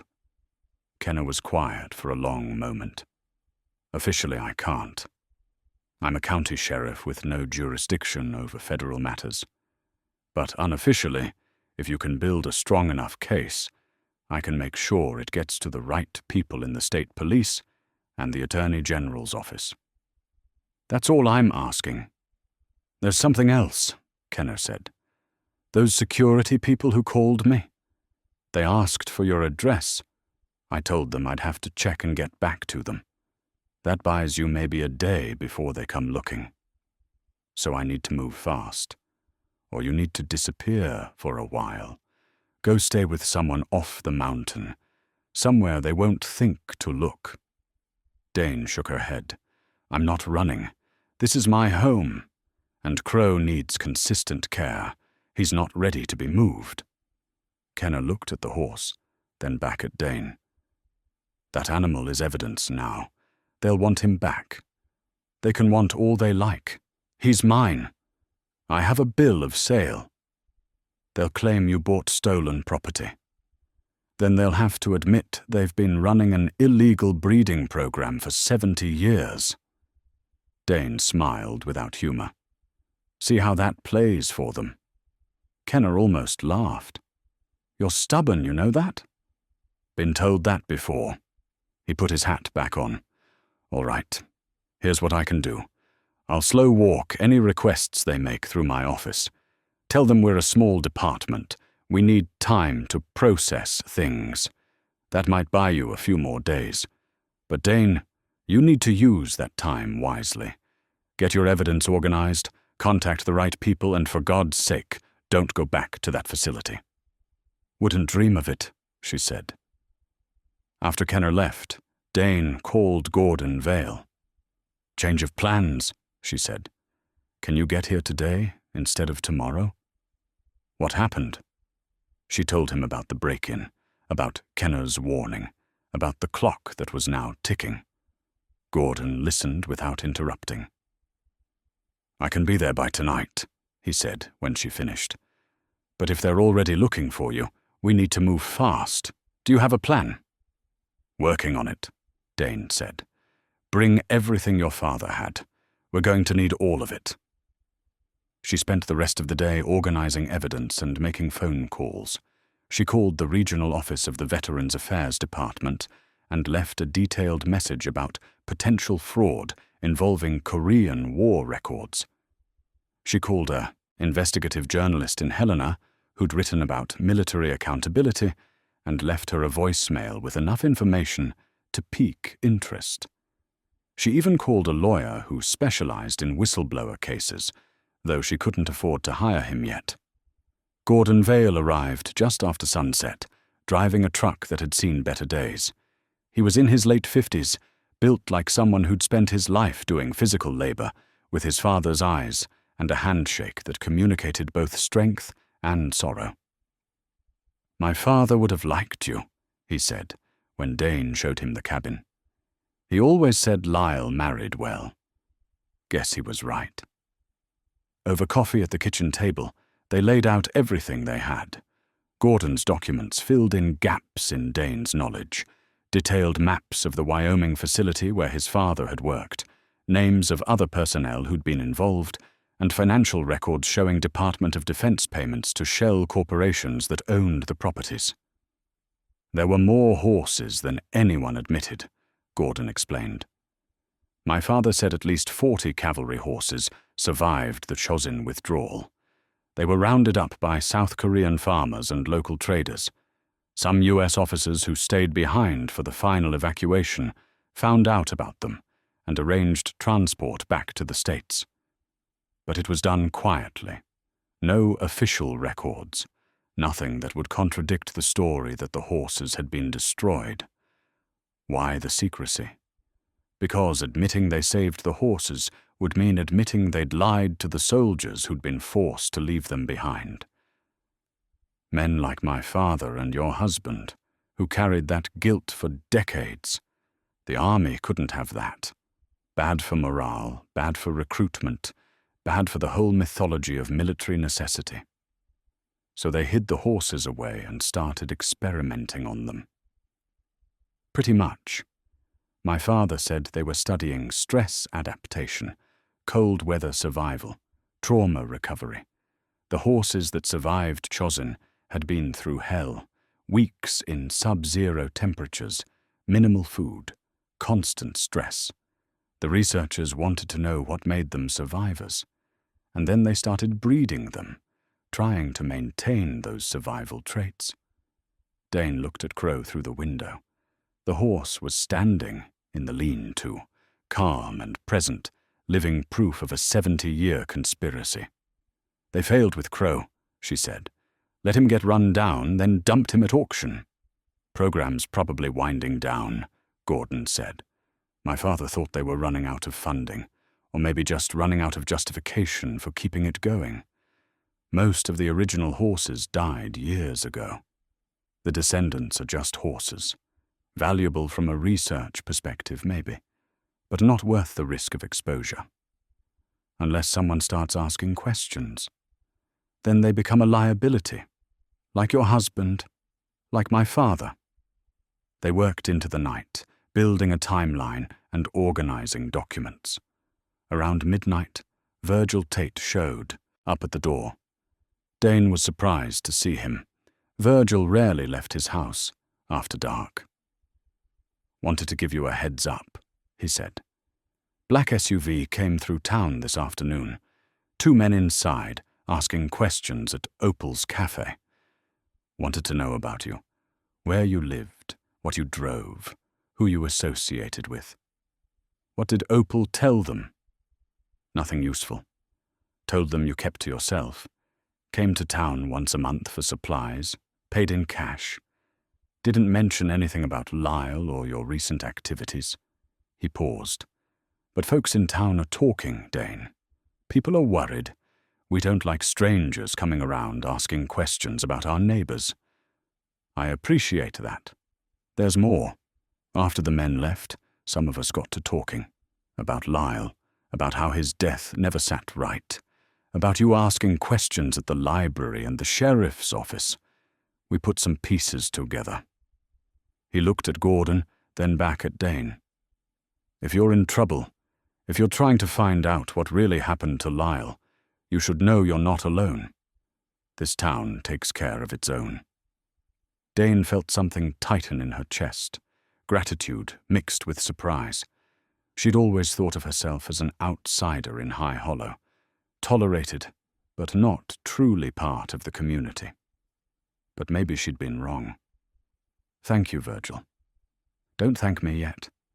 Just letting you know that if those men come back, they're going to find High Hollow a lot less friendly than they expect." He touched his hat and left. Gordon watched him go. "You've got good people here." "I'm learning that," Dane said. They talked until almost 2 a.m, planning their next moves. They would reach out to other families of veterans from the unit. Gordon had names and contact information from his father's correspondence. They would compile a comprehensive evidence packet for journalists, lawyers, and congressional representatives, and they would do it fast, before the people running the Barlow facility could silence them the way they'd silenced others. "We go public in 3 days," Gordon said. "That enough time to get everything ready?" "It'll have to be," Dane said. She walked him out to his truck, and they stood in the cold night air, looking up at stars that had watched over these mountains for longer than any human conspiracy. "Your father would be proud of you," Dane said. "Both our fathers would be. They'd probably tell us we're crazy for taking this on." "Maybe. But they'd do the same thing if they were still here." "Yeah," Gordon agreed. "They would." After he drove down to a motel in town, Dane checked on Crow one more time. The horse was lying down, resting comfortably, his breathing deep and even. She sat down in the straw beside him and ran her hand along his neck. 3 days, she told him quietly. 3 days, and the world's going to know what they did. 3 days, and maybe we can finally put this to rest. The horse's ear flicked toward her voice, and his dark eye opened to look at her. In that moment, Dane felt the weight of all the promises that had been made and broken over 70 years. Promises to horses, to fellow soldiers, to truth itself. She was going to keep those promises, no matter what it cost. The morning of the press conference arrived cold and clear. Dane woke before dawn, fed Crow, and drove down to High Hollow, with Gordon following in his truck. They'd arranged to hold the event at the county courthouse. Sheriff Kenner had quietly secured the location, saying only that it was in the public interest. By 9 o'clock, 3 journalists had arrived, drawn by the press release Gordon had sent out, promising evidence of military fraud and cover-up spanning 7 decades. A camera crew from the regional news station set up on the courthouse steps. A handful of locals gathered too, curious about what was happening. Then the black SUVs arrived, 3 of them, pulling up in formation and parking across from the courthouse. Men in suits got out, 6 of them, looking like corporate lawyers or federal agents, and all of them wearing the same expression of controlled displeasure. One of them walked directly to where Dane and Gordon stood on the courthouse steps. "Mrs. Bristle," he said, not offering his hand. "My name is Robert Terrell. I represent the security interests of several private entities with operations in this area. I understand you're planning to make certain allegations this morning." "Not allegations," Dane said. "Facts. Based on materials you obtained through criminal trespass. Based on evidence of a 70-year conspiracy to defraud veterans and the American public." Terrell's jaw tightened. "I strongly advise you not to proceed with this. The materials you possess are classified. Disseminating them would constitute a violation of federal law." "They're not classified," Gordon said. "They're corporate records from private facilities. You don't get to hide criminal activity behind classification." "We'll let the courts decide that," Terrell said. He gestured, and two of his colleagues approached carrying document folders. "We have injunctions prepared. Cease and desist orders. We can make this very difficult for you." Sheriff Kenner walked out of the courthouse at that moment, followed by two state police investigators. "Mr. Terrell," Kenner said pleasantly, "unless you have a warrant or a valid court order signed by a judge, I'm going to have to ask you to step back and let these citizens exercise their constitutional rights. This is a matter of national security. Then I suggest you contact the appropriate federal authorities and have them file proper paperwork. Until then, this is a county matter, and I'm the sheriff." The standoff lasted a long moment. Terrell looked at Dane, at Gordon, at the growing crowd of townspeople and journalists. Finally, he stepped back. "This isn't over," he said quietly. "No," Dane agreed. "It's just beginning." At exactly 9:30, with cameras rolling and journalists recording, Dane began to speak. She didn't use notes. She'd lived this story too long to need them. "My name is Dane Bristle. My husband, Lyle Bristle, died 5 years ago in what was ruled an accidental fall. But Lyle didn't fall. He was murdered because he discovered the truth about what happened to cavalry horses that served in Korea. Horses that the U.S. Army claimed were humanely destroyed during the Chosin Reservoir withdrawal in 1950. She held up the first photograph. "This is Lyle with 2 other soldiers, Harlan Cross and Monroe Vale. All 3 served in the 2nd Battalion, 7th Cavalry Regiment. All 3 were ordered to abandon their horses during the emergency evacuation. And all 3 spent the rest of their lives trying to find out what really happened to those animals." More photographs, the breeding records, the facility documents, the letter Lyle had written to Midnight. The truth is that at least 40 horses survived. They were recovered and brought to the United States in a secret operation. For 70 years, they've been kept in classified facilities, bred and studied under programs with names like Project Legacy. The men who tried to expose this, my husband, Monroe Vale, and others, were silenced through intimidation, threats, and in some cases, murder. Gordon stepped forward and added his testimony, showing documents from his father's time at the Wyoming facility. He spoke about the threats his family had received, about his father's suspicious death, about decades of cover-up. The journalists asked questions, the cameras kept rolling, and through it all, Terrell and his colleagues stood watching, their expressions growing darker. When Dane pulled out her phone and showed the photographs from inside the Barlow facility, Terrell finally moved. He walked forward, his hand raised. "Those photographs were obtained illegally." "They show illegal activity," Dane cut him off. "They show horses branded with military markings being kept in a facility that's supposed to be conducting agricultural research. They show breeding records that prove a multi-decade conspiracy. You have no authority to make these claims. She has every authority. Sheriff Kenner said. "She's a citizen reporting suspected criminal activity. That's not just her right, it's her duty." One of the journalists, a woman from the Helena paper, stepped forward. "Mr. Tyrrell, are you denying that these facilities exist? Are you denying that horses descended from Korean War cavalry units are being kept there?" Tyrrell's expression was stone. No comment. "That sounds like confirmation," the journalist said, scribbling notes. The crowd that had gathered was growing. Opal Pruitt was there, and Virgil Tate, and Jean Hackett from the library. Dr. Singh had arrived, and was standing with her arms crossed, watching everything with interest. More townspeople were coming, drawn by word, spreading through High Hollow's efficient gossip network. Dane felt their presence at her back, support she hadn't expected, solidarity she hadn't asked for. She looked at Gordon, who nodded.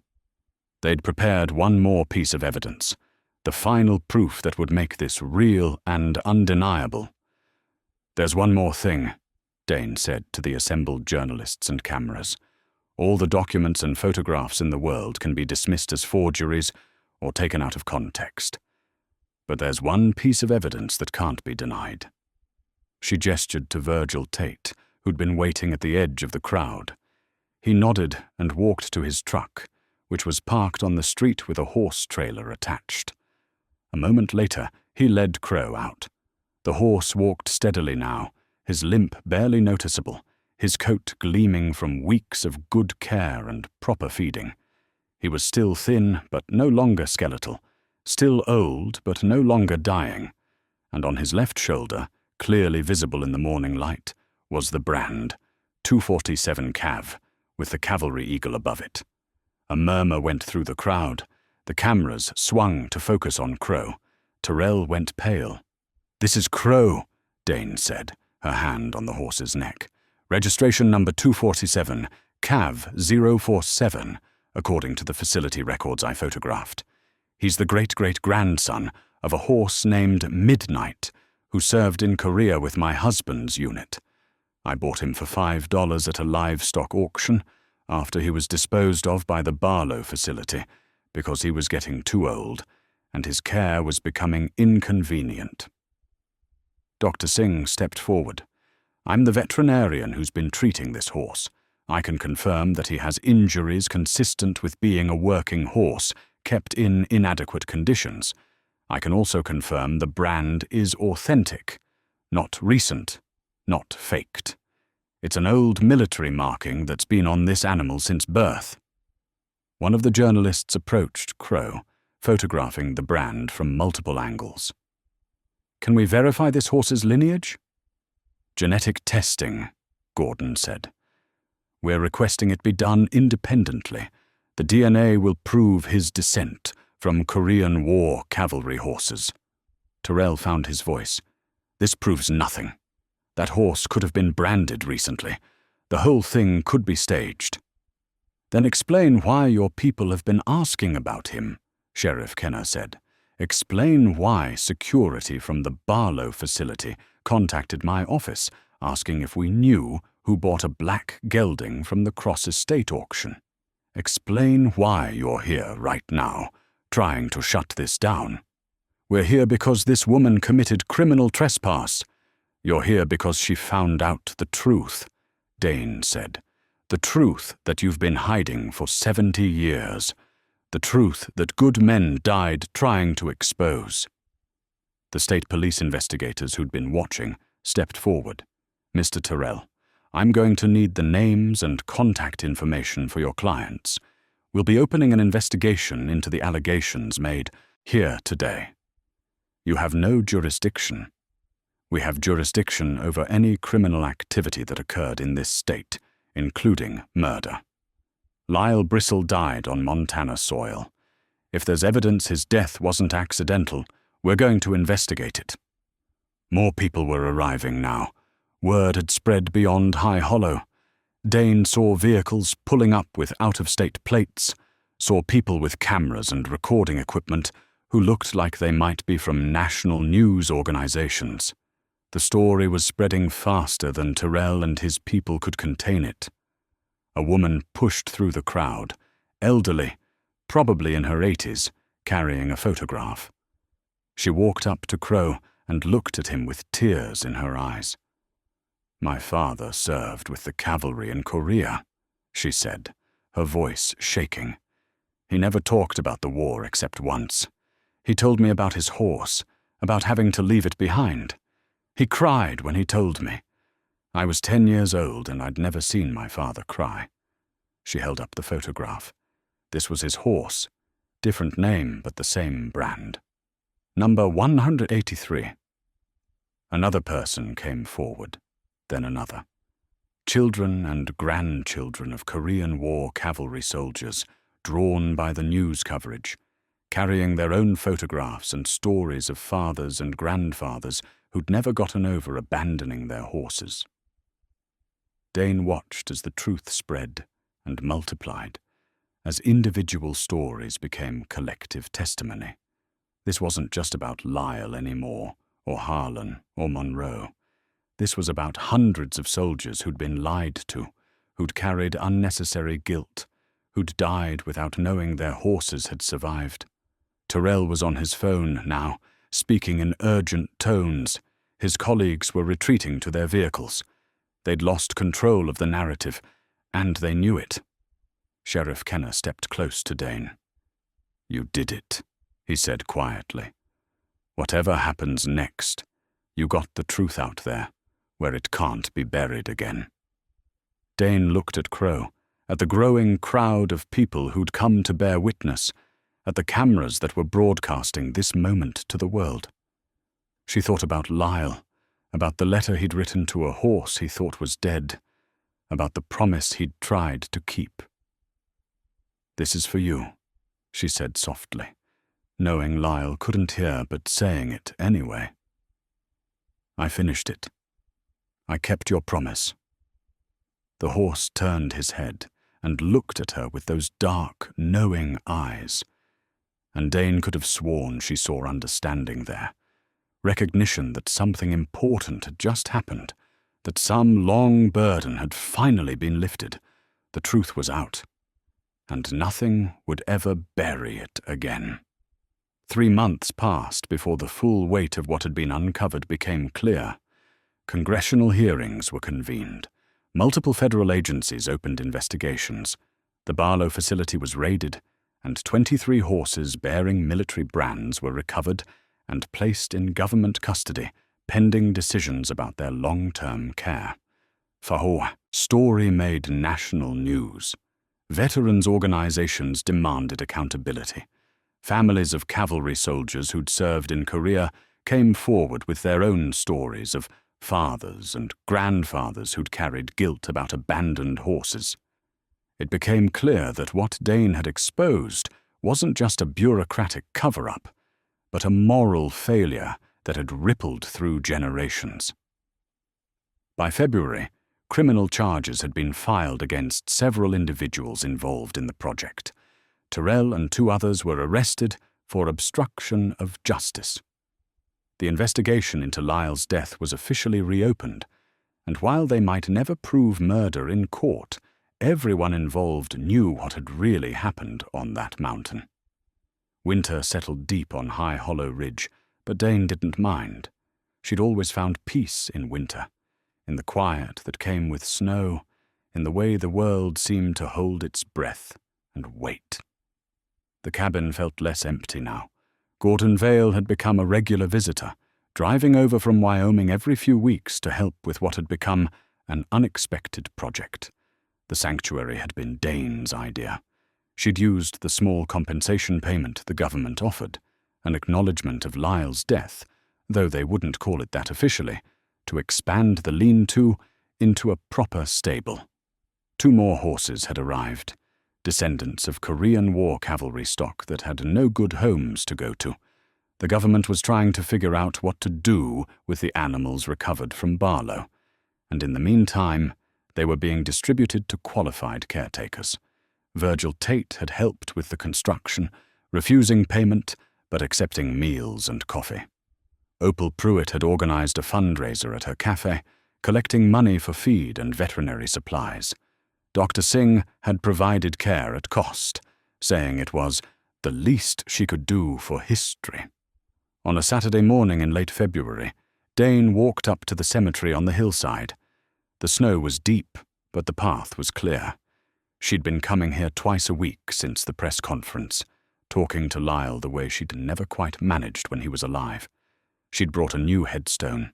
The old one still bore his name and dates, but she'd had a new line added below. Keeper of Promises. Cavalry. Korea. 1950, 1953. She stood there in the cold morning air, her breath visible, and thought about promises. The ones Lyle had made to Midnight, the ones she'd made to Crow, the ones that connected past to present across decades of silence and secrets. "They're talking about a memorial," she said to the stone, "for all the cavalry soldiers and their horses. Gordon and I are working with the veterans groups to make it happen. Might take years, but it'll get built. Your name will be on it. All their names will be." The wind moved through the grass that would be buried under snow for another month. A hawk circled overhead, riding the thermals. Life continuing its patterns, indifferent to human concerns, but somehow comforting in its constancy. "I understand now why you couldn't talk about it," Dane continued. "The weight of it. The guilt. I used to think you were keeping secrets from me, but you were just trying to carry your own load without adding it to mine. I wish you'd trusted me with it. We could have carried it together."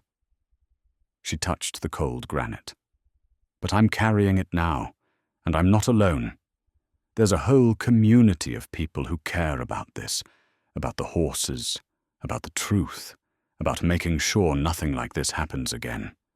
You'd be surprised how many people stepped up once they understood what was at stake." A truck came up the cemetery road. Gordon's, she could tell by the sound of the engine. He parked and walked over, his boots crunching in the snow. "Thought I might find you here," he said. "New stone looks good." He earned it. They stood together in companionable silence. Gordon had become something like family over the past months, not replacing Lyle, but filling a space that had been empty for too long. They understood each other, these two people who'd lost fathers to secrets and spent their energy uncovering truth. "I talked to the committee yesterday," Gordon said. "They approved the sanctuary proposal. You'll get official designation as a rescue facility for military heritage horses. Comes with some grant money, some tax benefits, and recognition from the Defense Department." Never thought I'd hear Defense Department and recognition in the same sentence as my name. Times change. People are listening now. They walked back down the hill together, their tracks parallel in the snow. At the cabin, the 3 horses were visible in the paddock Virgil had helped build. Crow and the 2 new arrivals, all of them healthy and content. They'd adapted to each other quickly, forming the kind of herd bond that horses needed. Dane stopped to watch them. Crow lifted his head, acknowledging her presence, then went back to the hay. He moved easily now, no limp, no sign of the broken animal she'd bought for $5 at an auction that felt like it had happened in another lifetime. "You ever regret it?" Gordon asked. "Getting involved in all this? Would have been easier to just let it go." Dane thought about that. "No," she said finally. "Some things you can't let go. Some promises need keeping, even when the person who made them is gone. My father would have liked hearing that. So would Lyle." Inside, the cabin was warm, the fire burning steady. Dane made coffee, while Gordon laid out plans for the memorial project on the kitchen table. They worked through the afternoon, 2 people honoring the dead by serving the living, carrying forward the work that Lyle and Monroe and Harlan had started, but couldn't finish. As evening came and the light faded to blue twilight, Dane walked out to check on the horses one last time. Crow came to the fence, and she ran her hand along his neck, feeling the warmth of him, the life that pulsed steady and strong. "We did it," she said quietly. "Your story got told. Their story got told, and nobody's going to forget it." The horse's dark eyes reflected the last light of day. In them, Dane saw not just an animal, but a living connection to history, to promises kept and truth revealed. She saw Midnight and all the other horses who'd served and survived. She saw Lyle and the burden he'd carried alone for too long. And she saw the future, a small sanctuary on a Montana ridge, where horses like Crow could live out their days in peace, where the truth was remembered and honored, where promises made 70 years ago finally found their keeping. Sometimes the most broken things do carry the deepest truths. Sometimes a single act of compassion can unravel secrets that a whole world tried to bury. And sometimes, in the quiet spaces between what was and what will be, we find the strength to finish what others started and make meaning from loss. Dane turned toward the cabin, toward warmth and work and the ongoing business of living. Behind her, Crow nickered softly, a sound of contentment, of recognition, of peace finally found. The mountain woman and the Saddest horse had reminded a dying town of something important, that grief can be carried, yes, but it can also be laid down. That truth matters. That promises keep. And that was enough.